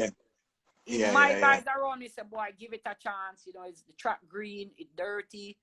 And then Nico never spent more than probably half an hour on the car because we had did some changes. And Nico, when we were fitting up the car, Nico ended up put the drill through the battery and it destroyed the alternator and it damaged something. And we had to go borrow a battery from Mark Creary them and big up to Mark Creary. And so when we went there, we never knew that the car would be down and because it have a lot to do with the battery voltage and stuff. You understand? So the car was out there and it keeps shutting off. So Nico managed that day to probably do a 119s high. I wouldn't say he barely go over to 119s. And, because, so Nico came out, honestly, if I could have taped Nico exact feeling and in words, him tell me, him said, Dwight, I felt like a Dover track defeat me. Him said, I felt like I was a rookie driver. That is what Nico tell me. And you could actually, if Nico is here, you could actually see the tears on Nico's eyes, bro. And I felt so bad, and his dad was like, his dad really got the reality check that Dover is a beast. It will consume, it will slay you. You understand what I'm saying? No, second pin, Dwight.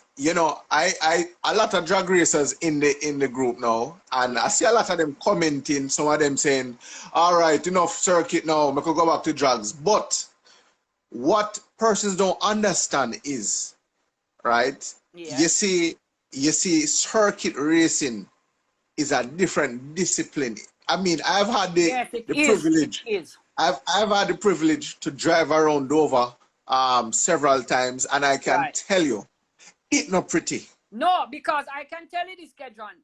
When spending time at Dover, you would stare from the stands and you would look at that corner one, and you would think it's a dead straight, meaning it's flat. But when you're actually on the track, you realize that it goes up into a slalom and then comes down. Yes. So it's a very dangerous track. It have a lot of off cambers. But you see, when Nico was there watching Christian, he was like, oh, maybe I can do better. You know what I'm saying? So that is how when he got his chance now, got him rude awakening the first day. So when he came back in now, the guy, he was actually him shattered, him ego shattered everything.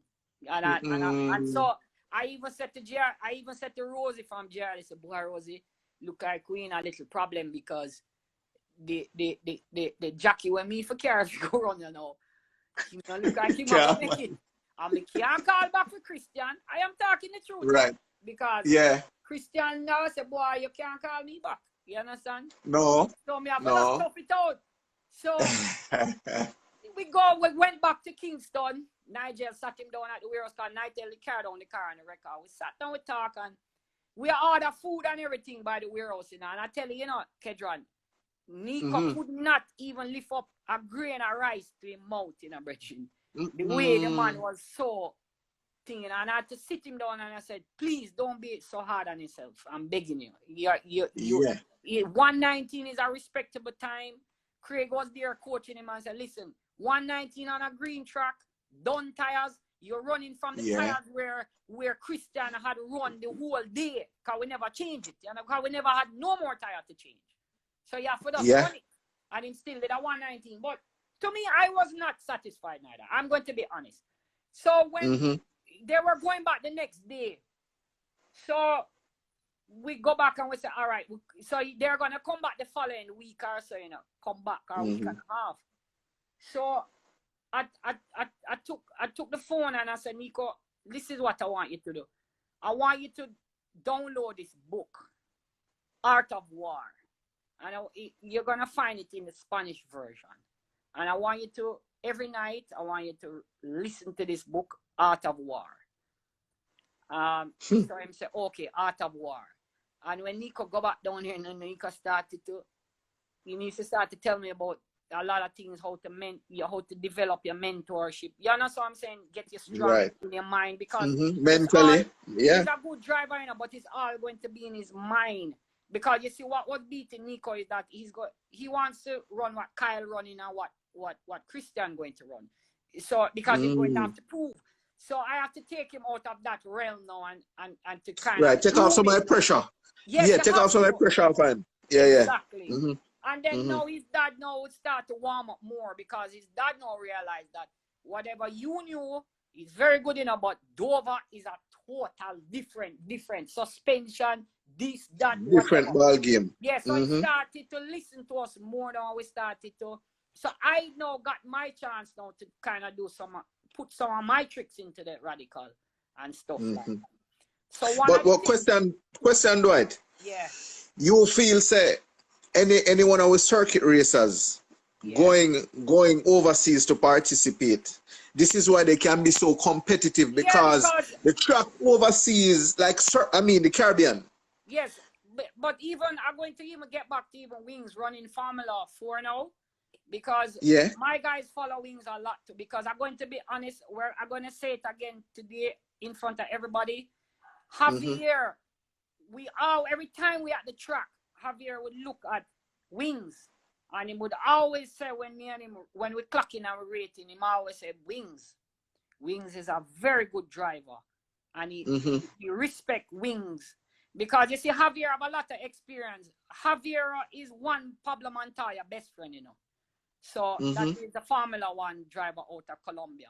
So Javier spent a lot of time with Juan Pablo Montoya, because they were best friends. He believed in him. They spent a lot of time together in Formula 1. You understand? So Javier. So I was fortunate to be bestowed with a set of guys like that. To this day, I am very, very grateful. Right? So these guys know to rate people, right? So he would look at Wings and say, Wings, very good driver, Dwight. Very good driver. I say, yes, he's very good. He's very calm. You would watch him, or he's very tactical. Or he's not a pretty driver, but he get the job done. You understand what I'm saying? And you have to give kudos to take that car running with us and hitting 117 zeros. And he would have hit 116s if he, So him is going to be a force to reckon with. Wings is a very... Even going back to Formula 4 now, Wings, even my guys Javier, them and Hans, they've been watching Wings driving. And you know what Hans said to me the other night on the phone? Him say, hey, Wings time in Formula 4 is a very good time. He's running times as a radical masters. And that's not an easy time, Dwight. And I said, yes. So you can see the development of Wings. You know, so I'm just calling it like it is. So I don't want nobody to feel like LueBoyz or Nico them is, we got some lucky breaks too last year. You know what I'm saying? So it's not going to be a bed of roses this year. So that is why I had to go back to the drawing board and say, listen, if I get a lucky break on Kyle, and Wings are come back strong. I don't know what David think. If David was coming back, so I know that the competition would be a little bit fierce. And then at that time, we don't know if Kyle was changing them car, or there was just so many rumors, Kyle going turbo, Kyle going this, whatever. You understand? Because we are all rivals now, you know what I mean? Yeah. Right. Yeah. At the end of the day, we want to win. Javier said, it's not about winning one time. He said that it's about knowing how to win all the time. That's the most important thing. Is to keep winning. Is exact. Keep winning. Yeah. I tell you something, Dwight. We are almost at the end, and trust me, we're not even scratched. We're not even scratched the surface yet, Enough things to not talk about, Because you see, you're talking 35 years of history in a bridge. So it's not something like what Doug going come on and talk. And because remember, so we have spun a lot more disciplines. So true, we have true, because look here. We have always excelled at them to the highest level. So people are going to be intrigued. To this day, people are going to look for, you will have some that don't like you. Yeah, that's a normal things in life. And we accept that. Right, because I've always said we walk around with the crosshairs on our back or our head. You understand? So, and I guess that's why sometimes we say, boy, we in retirement, because we don't want to go like Usain Bolt, go to World Championship and get defeated. You understand what I'm saying? No. But I tell you something. People can say a lot of things about LueBoyz. But one thing, you guys are fighters. Any discipline you're going on, dominate. You don't see even the rivalry with Anderson and Heat and Kiar turnover and gun draw and all that. We bring rivalry, and that's what the crowd wants. People don't want to get bored, bro. No. And all right. People looking to see that Kyle duel with Nico, They would pay. They would take out all that $10,000 and pay at the gate for watch that duel. Yeah. And I think, the first meet that Kyle and Nico get to line up, I think it's going to be very exciting. Yeah, because I've heard, I heard that you've been doing some upgrades to the Radical as well. Yeah, the car is coming back. Totally different, different chassis. Actually, the chassis is here now. It arrived from last week. Big up to Doug. Doug is the one that always take care of my stuff for me. So Doug clearing the car. It is here from last week. It's because of the he's dealing with it now. So hopefully we should get the chassis. Actually, we just Nico them had a chassis over there that they had. So a center section chassis. So now the driver Nico would now sit in the center position with what we call F1 position, right?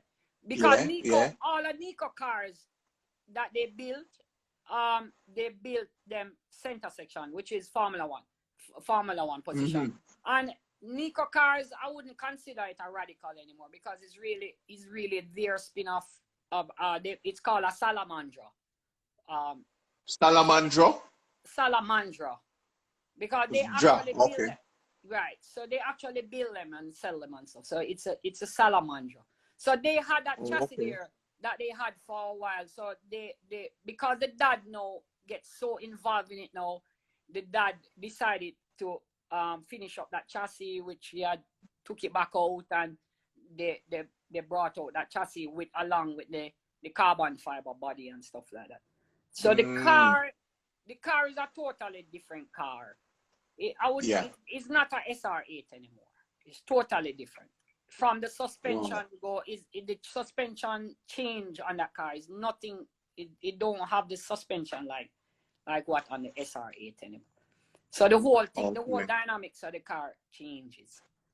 So you stepped up on power as well for the Radical? That's one thing I'm not going to talk. We're running the same power level, man.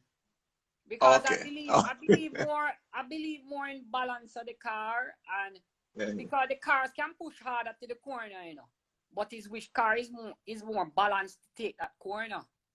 Right. Because we actually going to go in lighter than what we are now, because we were always coming at a decent weight, but now that we can carry the exact weight that we want, well, the rules require, we will be right there on the money.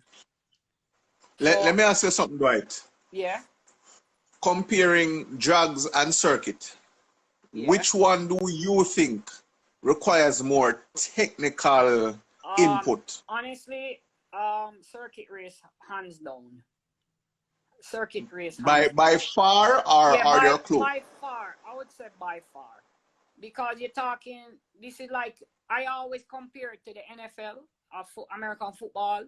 You have offensive coordinators, defensive coordinators, you have special team. You understand what I'm saying? It's not just one person. It's and you're running, it's so dynamic that you're running for 10 minutes, and it takes a lot to me, I love it more than drag racing. That is why you see I've pretty much stepped away from it really, because I love the circuit racing more. The only thing that I wish for, I've been trying to get some sponsorship, because really and truly to race with them guys who have the firepower behind them is not an easy road. We might be fortunate to have a lot of technical behind us and stuff. Yes, that is good, but at the end of the day, we still need the resources financially to be at the level to run with them. You understand what I'm saying? So maybe we can go and we get a meet here or there and we're lucky. But you remember, they are not going to sit down and play dead, you know. They're going to come back harder the next time. And when you're racing with the likes of Mr. Moody, is a man I have to look up to, because from I've entered this radical thing, he has never told me no yet. He has helped me out a lot. And you know, to see Mr. Moody look at you and tell you, boy, Dwight, it's a pleasure to race against you, because I feel like I'm racing. You know, it really speaks volume, if you understand what I'm saying. Because for it to come out of Mr. Moody, and he respects me a lot, and I do have a lot of respect for Mr. Moody. A lot. So, and as I say, I have a lot of respect for Kyle, Wings, you know, Senna, David, Doug. So tonight I get a chance to clear the air with even Kyle, because I don't want him to feel like, you know, we have bitter blood or something like that. You understand what I'm saying? We don't. It's just that you love to win and we love to win. At the end of the day. Oh, all right. I think this is the last question from me about circuit racing. How you see this year? Well, considering that we get a little. I'm going to be how you see this battle going between Kyle and Nico? No, well, you remember revert back to Wings, you know. Wings might be the little outsider that, and even Colin Daly Jr., you know, because Colin ain't no chicken in driving neither. So it's not a matter Nico anymore. I'm going to be very honest. Yes, we might prepare the car and have a pretty decent car to run with them, but you're up against Senna. Yes, Senna will come, but Senna will have a little more time to grow into it and mature, because you're talking the likes of Kyle. Kyle know to drive the radicals, hands down. And Wings have been putting in a lot of seat time, and you would compare seat time to Nico. Nico haven't gotten a seat time pretty much. The only I think 2 endurance races this year, but Wings have been, of all the drivers out there, Christian and probably Nico, Wings is out there constantly every weekend racing, and that means a lot, because his seat time is very, very important, because that only develops him more and more and more and more. So Wings, to me, Nico will be there, but it's any person can win, because it's an open field now. You know, Doug Carr is gonna come back, and then it's all gonna come back down to qualifying. Who gets the best qualifying? Because I tell Nico, I say, Nico, if you can't qualify worse beside Kyle, and you get into the other position, you're going to have a hard time. That's it. I don't like to give hope. I like to call it like it is, because that is why we go to the drawing board now and develop a different car, because Kyle set the bar. It is 158, and I know Kyle can go faster, and Kyle is going to go faster. So you're going to have to be there with Kyle if you want to stay in the game. So whoever is coming, that is where the game is going. Because remember, the last race, you know, I think the pace was set at between Nico and Kyle was 116.9, 117.0 in the race constantly, you know, bro. So that is so you're finding now that more gladiators coming there now. You're going to see a pace of 116s. So lap after lap after lap is 116s. There's no you have to be physically conditioned and mentally conditioned to drive that race. So you know, you have to. That's why I say go back to Kyle. Kyle is the man that set the pace, and you understand what I'm trying to say? Yeah, man. So I do. All right.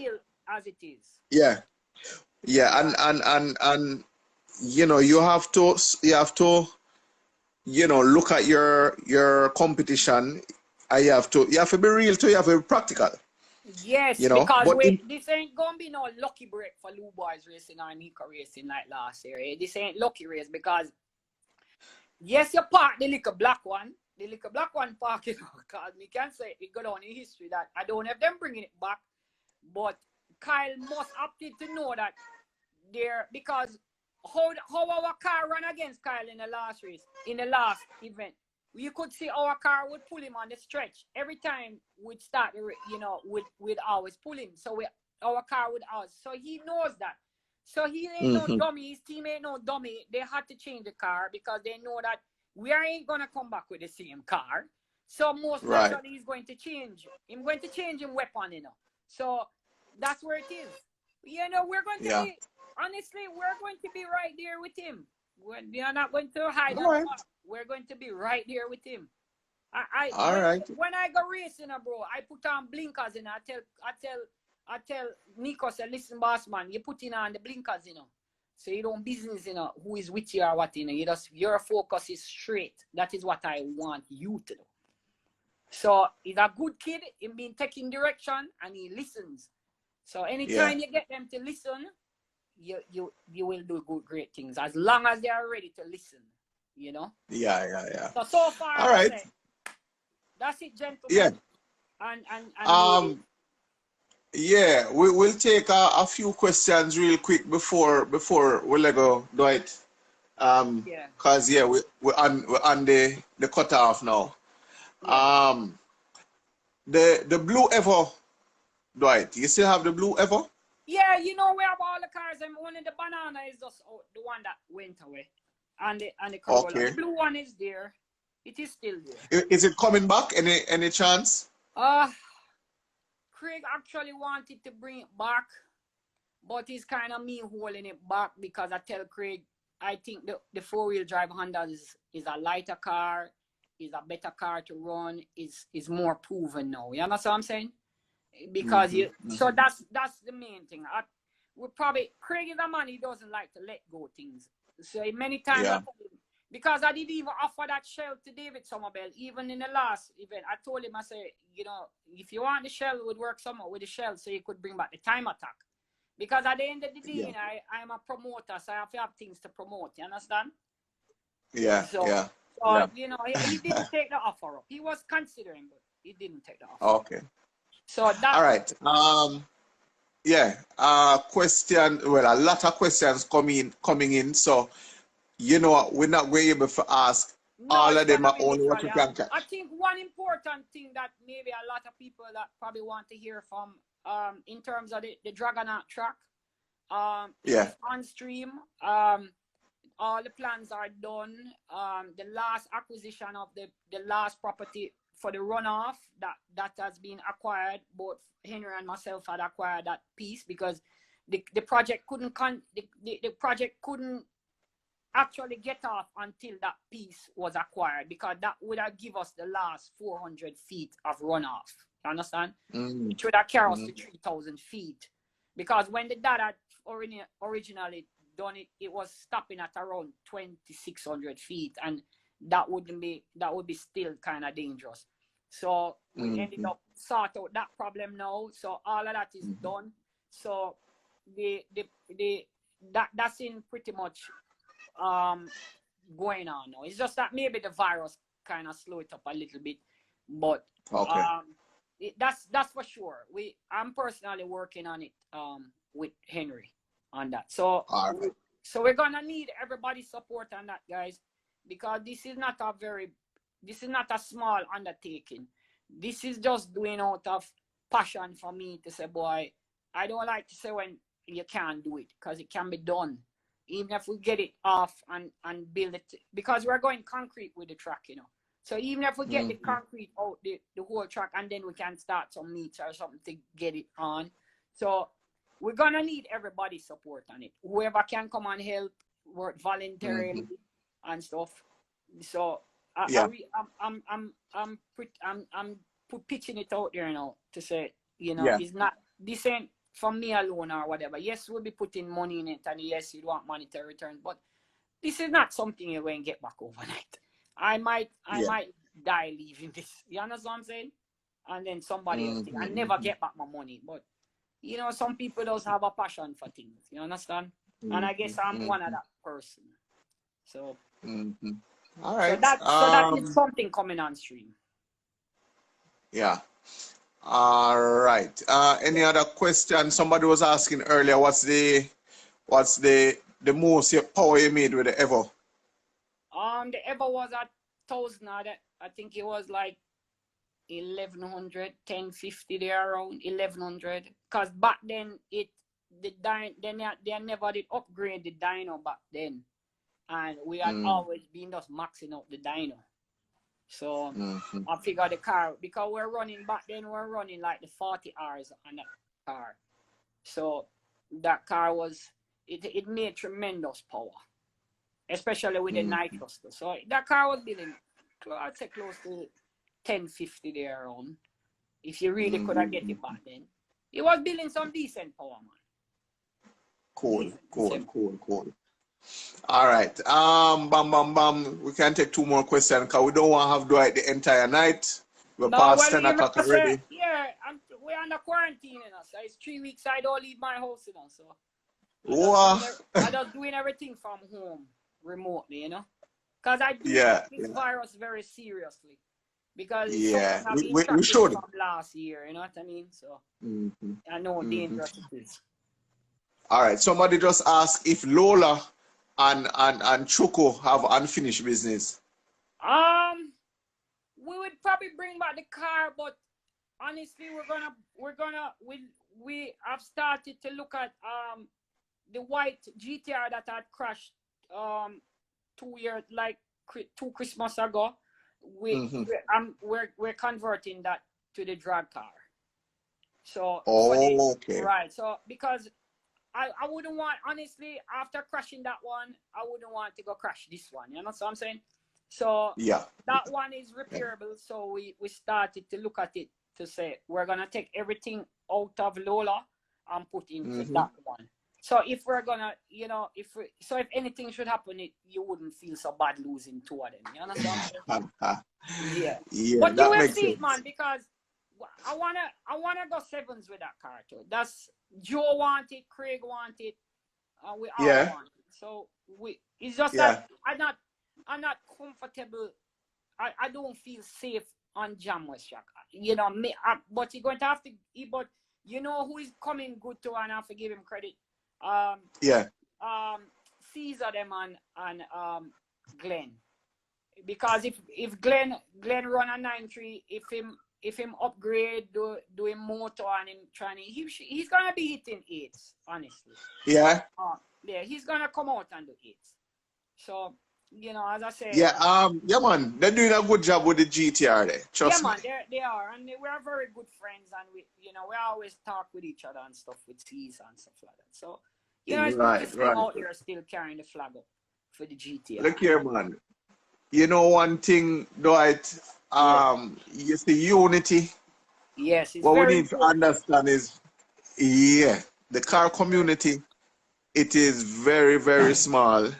Exactly. And we just have to just unite, bridging, and just load certain vibes. You understand? Yeah, but you know, in all honesty, you're going to get, you see rivalry, man.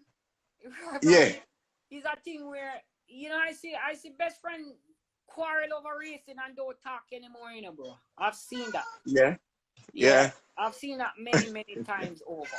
And as I'm saying, so it's just something about, something about racing and men and them ego and all of that. You know what I'm saying? Yeah. So you can't, that's what make it nice, and that's what make it, you know, as long as we don't take it too personal and we take it past the other realm, you know, that's when I don't really like it.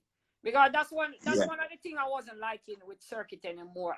Because I was gonna come out, because I don't really like the argument with Kyle Lemar. You know, whether it's us, you know, I never felt good about it. You know, so I'm glad tonight I get a chance to speak my mind. Yeah, and Yeah. to let the family, his family know, and I don't have anything against him because we grew up with Kyle. I watched Kyle grow up I watched Kyle before I'm born because his dad and his mom lived just like a door down from we when we were growing up. So we watched Gary from him just come back from Barbados, and we used to. Gary was one of our mentors too, because back then Gary used to have the 79 Corolla, and it was, we always used to watch a car in the neighborhood, and we were kids then, and they were bigger guys for us. So, that's where we're coming from. So, I don't have anything against him, bro. You understand? Yeah, yeah. Hey, what people don't understand about you, Dwight, is we could okay. The whole rivalry. And I think we'll get a break at the gates because this will be probably the biggest Dover ever. I believe so. Right. Yeah. So. Yeah, man. People don't understand that you have so much history and so much to say that 2 hours it's impossible. No, yeah, so of course so much. And then it's a lot of people we help along the way too, to get better and hone them craft and all of that. Because people might see us sometime and think otherwise and stuff. Especially the younger generation. The younger generation really don't know us. You understand? Because at the end of the day, there must be a curtain call on our era, So yeah, now you're going to have new bloods in it and stuff. So, but we still. That's why I want to leave a mark with the track with Henry, and I was glad that I got the opportunity with Henry because Henry is a very good guy, and we want to finish that track. So if it's going to kill me, I'm going to get that track done. So that is my promise to the whole fraternity that I will. I just want the help from everybody. If everything must come to everybody, push it to make. Don't block it. Don't do anything. Just know that we want it forever. I want to be sitting in that stand drinking a Heineken with everybody, laughing and saying, we dream about this day from we were kids, from we were juniors, you know what I mean? And to have a track where, because like Stephen had called me the other night, and I told Stephen, I said, Stephen, I want NDRC to be a part of this. I want them to run the meets and stuff. I don't want to be running meets. I want to be handling the business side of the business. You understand? And and that is where so you say I reach out. I believe in unity and strength because this is bigger than me, Bridget. You understand? Yeah. I'm just a little fish in the pond too. So we all have to swim together to make this work. So maybe now a lot of people can, because a lot of people I don't really speak a lot.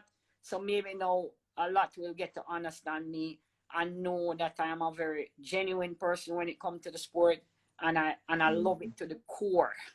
You understand what I'm saying? So we see that. Yeah. So I don't love it. People say that. I don't need to say anymore. People really say that. I love it. Hey, Stephen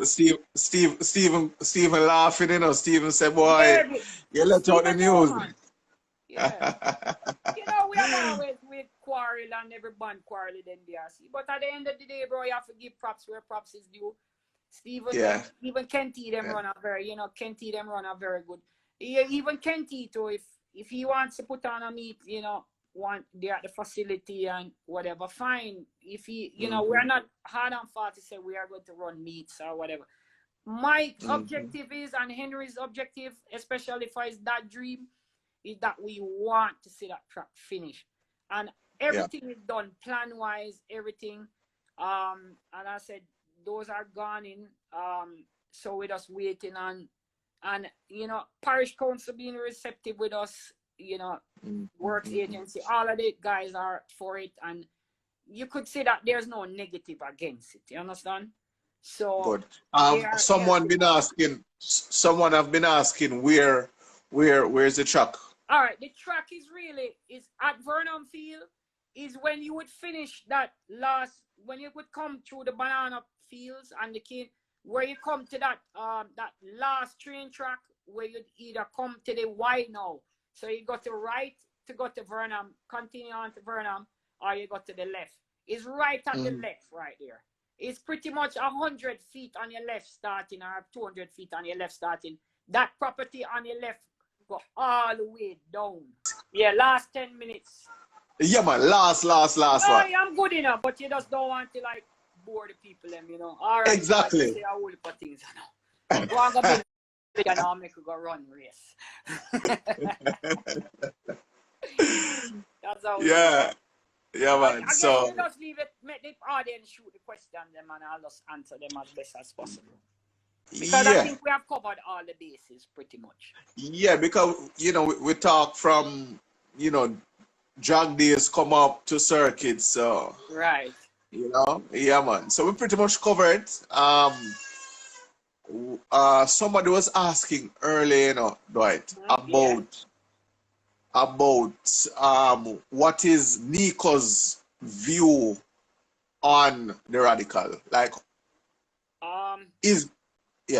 well, honestly, Nico has been driving those radical platforms from his 13, 14-year-old, so he has been around them for pretty much his life. So so he loves them a lot because they have mastered them in a sense that they have built a lot of aftermarket stuff for those what they personally have developed, because they are also race car builders themselves, fabricators and stuff. So so they love that platform a lot, because even last night, the night before, when Junior said, hey, the car going turbocharged, I message Nico. I said, Nico, give me all of the rundown on the 1500 turbo. How you feel about it? And Nico tell me everything about the car, you understand? All right, so you see, they know every single thing about that car. And honestly, Nico loves Jamaica, bro. He if you could get him to come on Jamaica to live right now, he would give up Colombia and come to Jamaica to live. He loves Jamaica. He really loves it. Because he feels at home, the love of the people.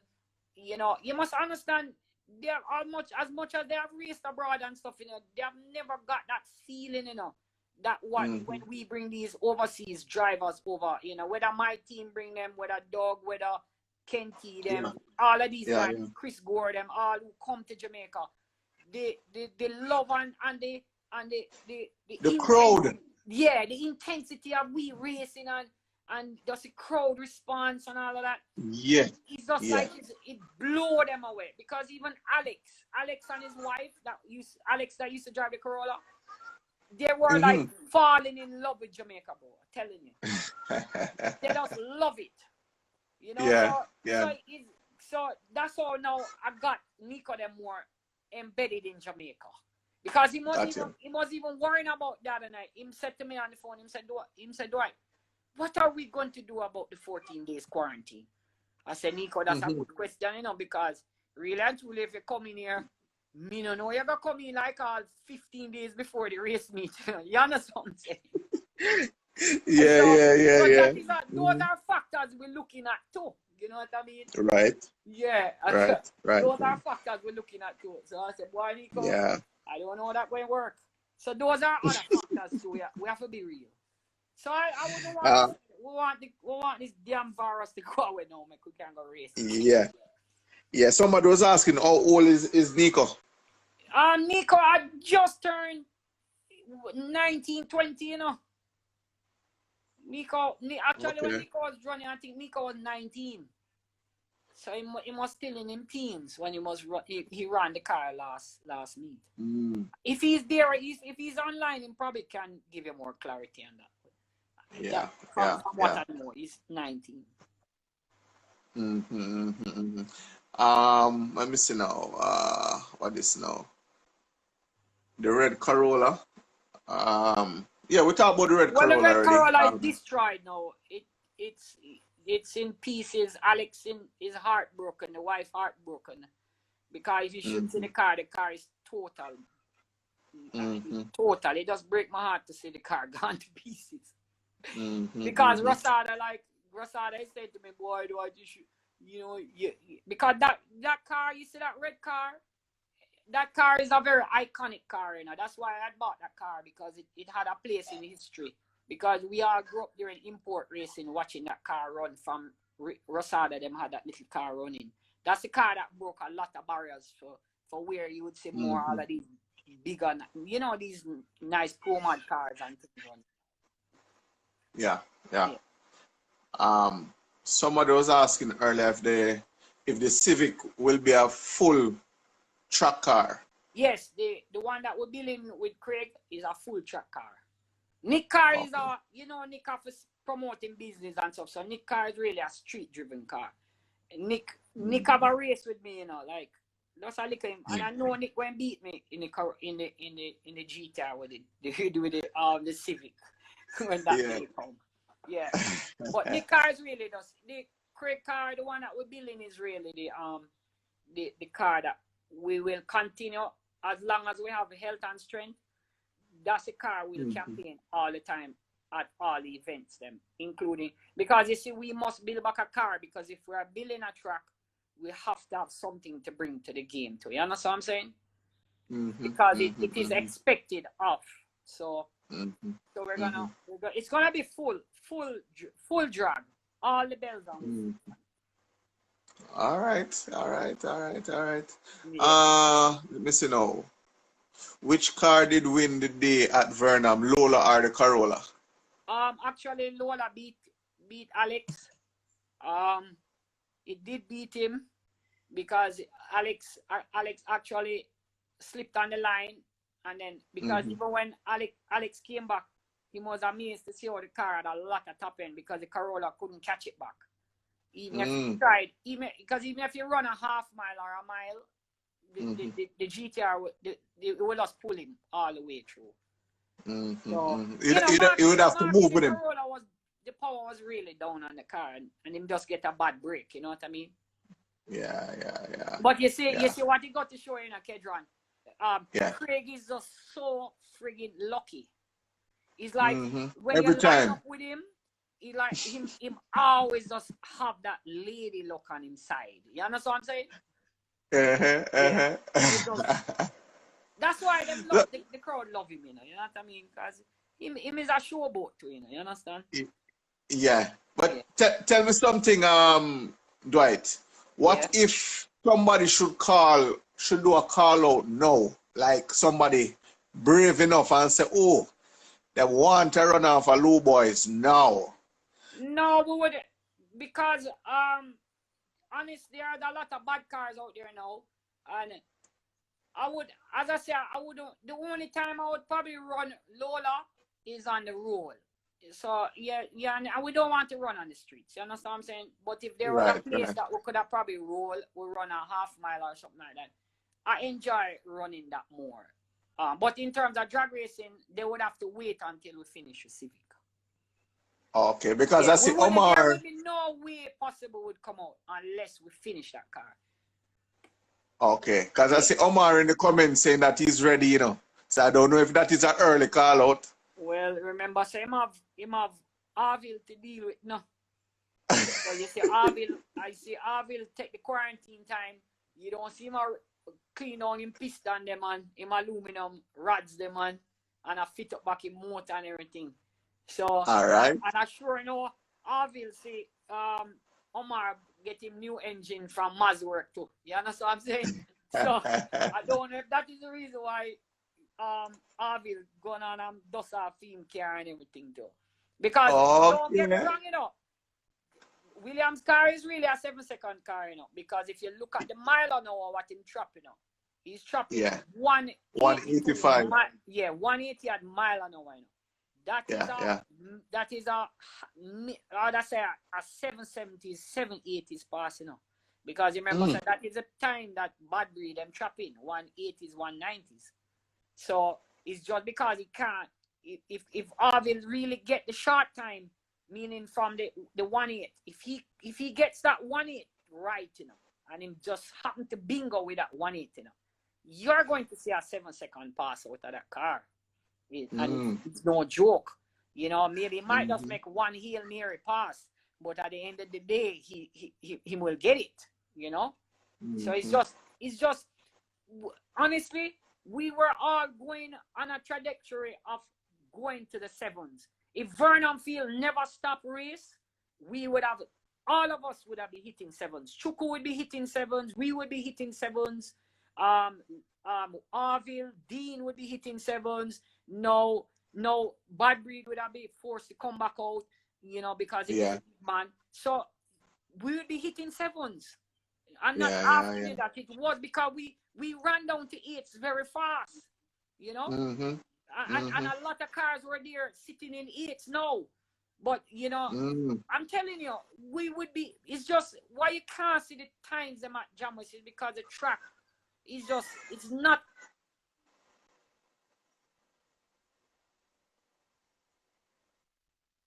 So that's why you're not getting the crowd not seeing that, you know, sub times, more sub times going down.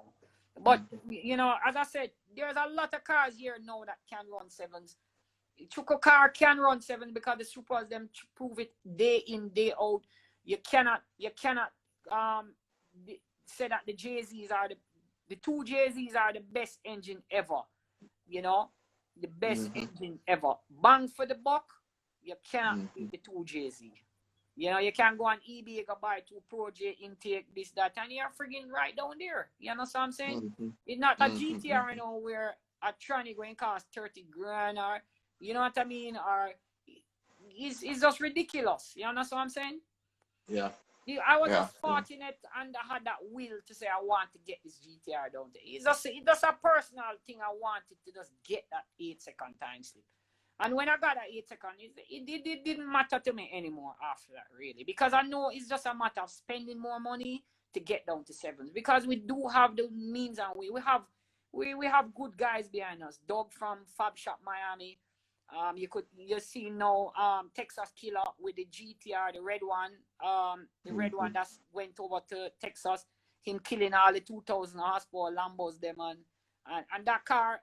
Honestly, that car have the same engine like our car, only that it running bigger turbos. You understand?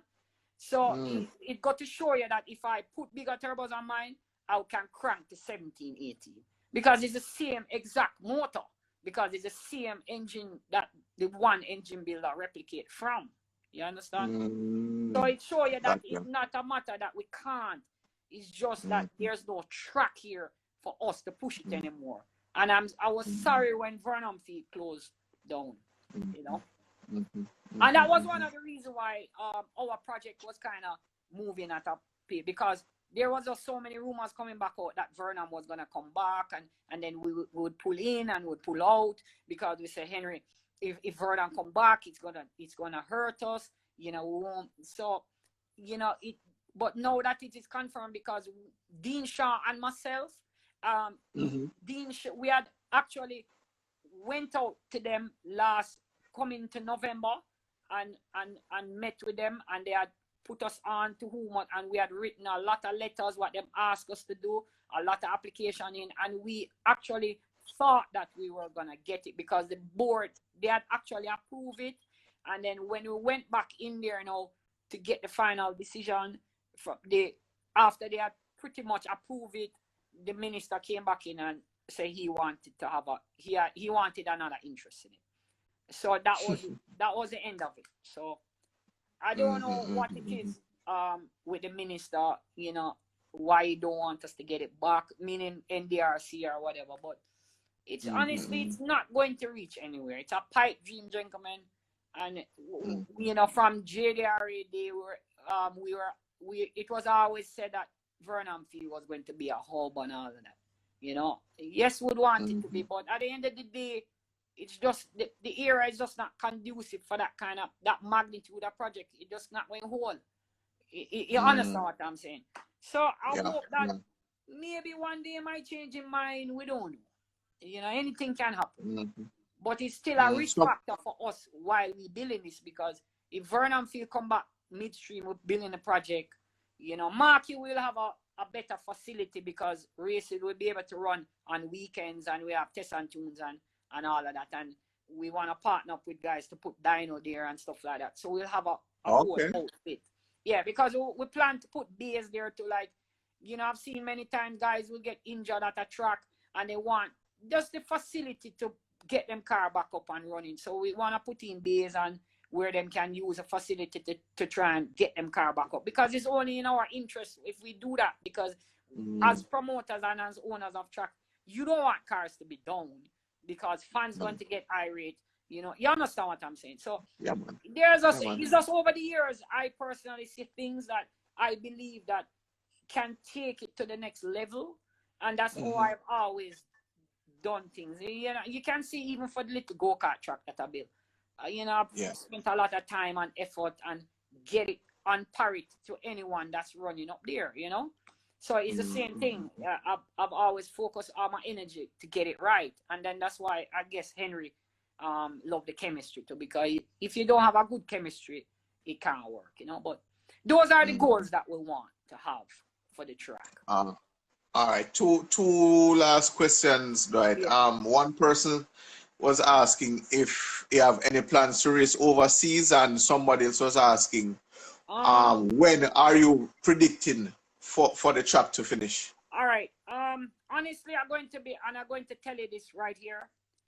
Regulations to do anything in Jamaica is always the pain in the butt, right? And I'm going to say it publicly.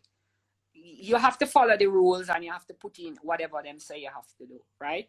You see, honestly, you see from when Henry and myself had went into the first discussion, if it wasn't a situation where we had like, if we could have put those papers in today and get back those papers tomorrow morning, we would have been racing on that track already, and I guarantee that would have been racing already, because we had earmarked the funds from some financiers, so the money was in place to do it.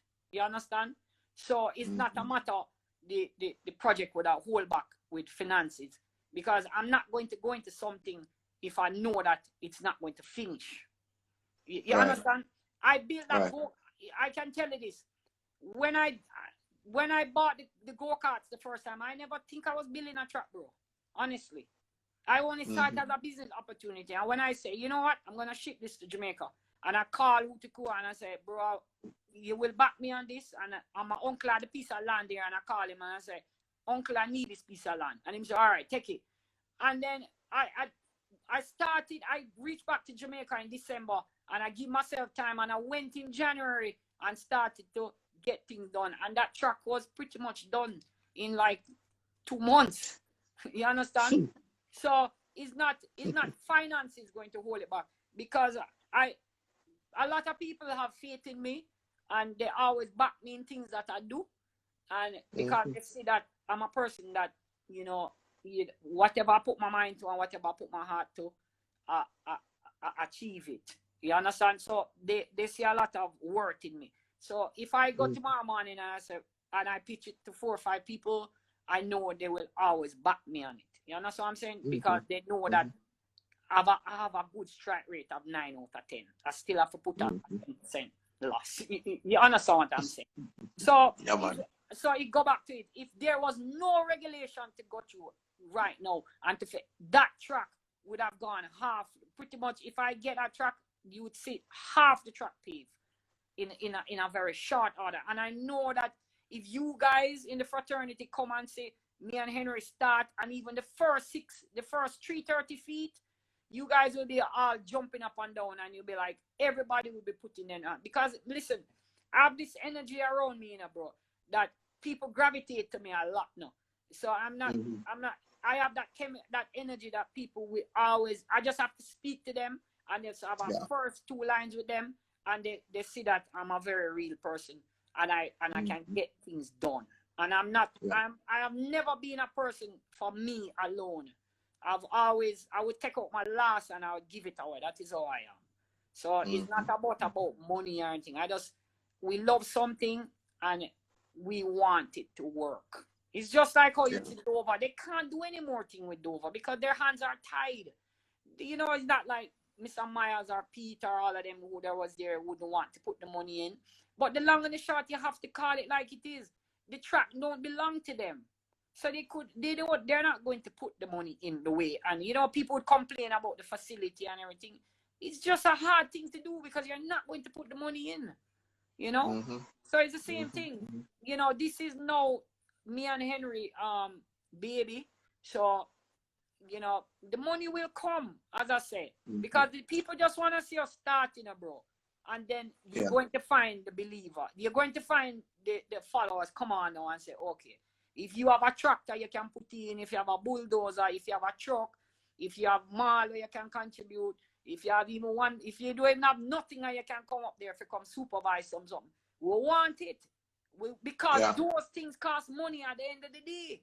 Because at the end of the day, the cost of that project are going to run into those things. People, you understand what I'm saying, right? Yeah, man. So will there be more than a drag track? Will there be like circuit and drift? There it goes again. Is that we have to complete one first before we can even think about doing that. Gotcha. Because as I say, Kedron, people it's like when cash plus and all income about, right? Everybody in a run go put their money in it.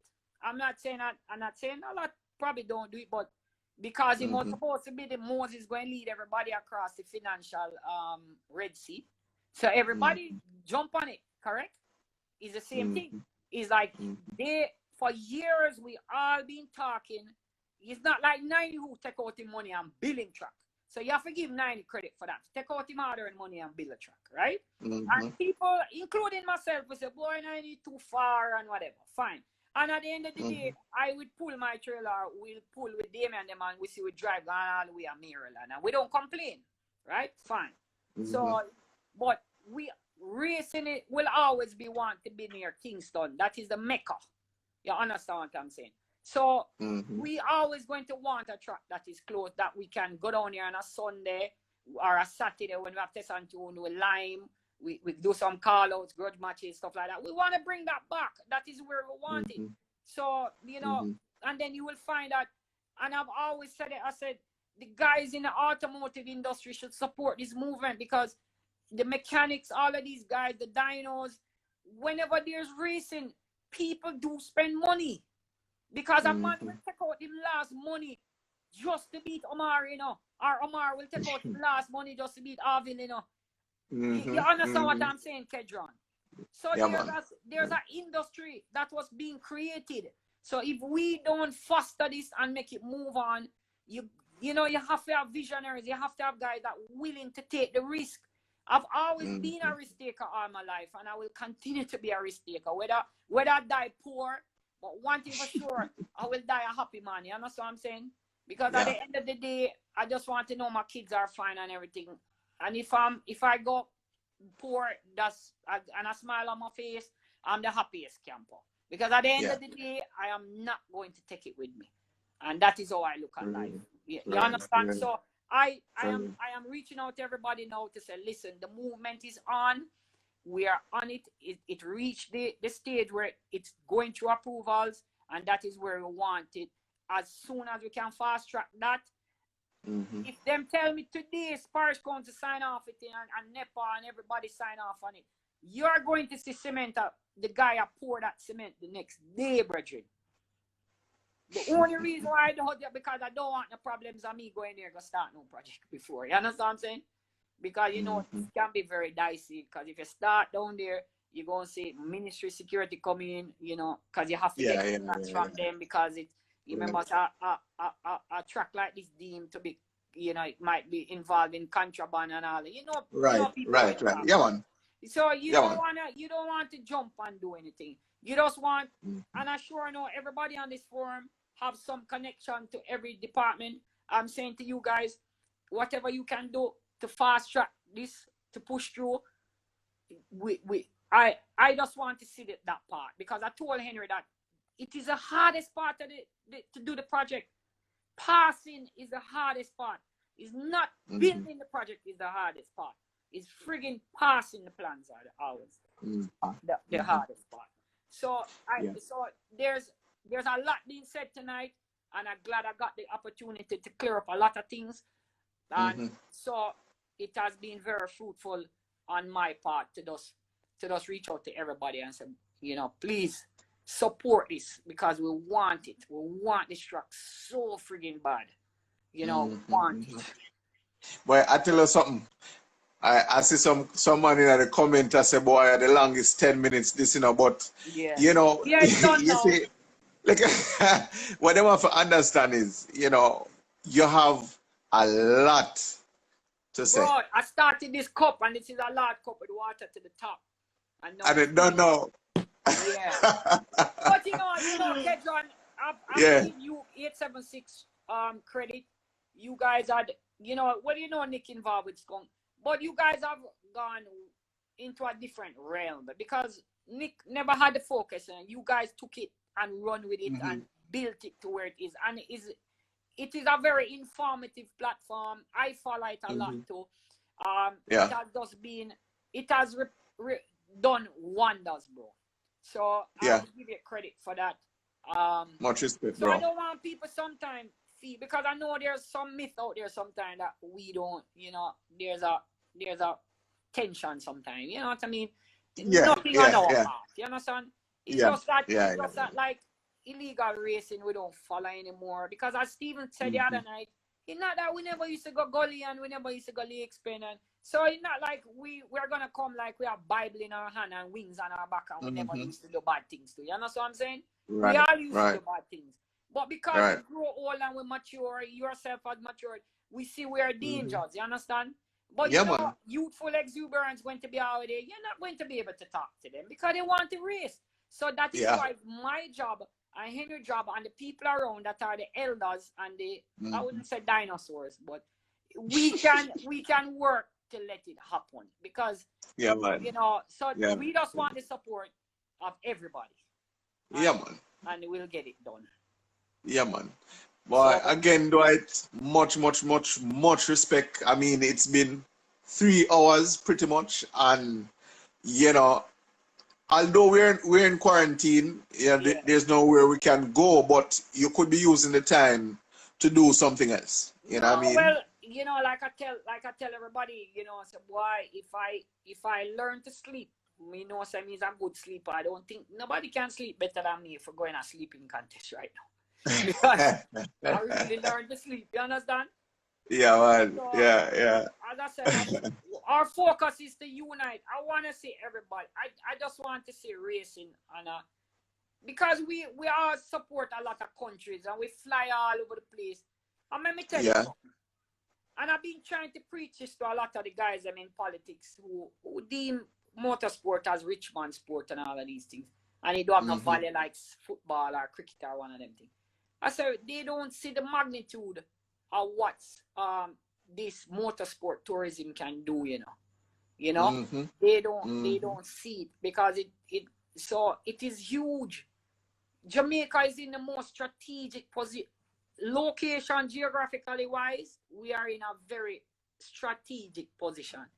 You know how much people want to come over and race? You know how much friends I had was sending cars right before Vernon Field closed? But they are there the same way. You're going to see it reached to a level where people are just dying to come back to circuit, you know, the drag racing, the whole thing. You know what I mean? People going to be, because with Junior and Doug on the team, you can see that Junior is very high-spirited in making it work. You know, give him my 100% commitment. Guys like you, 876, you guys control the marketing, the whole medium of getting everything out. You know, you have a worldwide fraternity, you know, both in the diaspora and both other people that look into Jamaica to follow us. So the movement is very, very strong. It's just that we don't have a proper home. It's just like Dover, they would want to own Dover. It's like I would get up to Junior and I say, boy, Junior, why can't they just give it to you guys? You understand what I'm saying? But we know that's just a dream. You understand what I'm saying? So, because you know when we talk, me and Junior talk, our Doug talk, we can hear the passion in our hearts, and we just want it to work. So one love again, everybody. Dwight, thanks again. If you're listening, thanks again for making the time. And Kyle is 8 o'clock tomorrow. I just want to say big up to The sponsors for tonight, Kenty Racing, GRDC, Boosting, Zidage Performance, and Massive Auto Parts.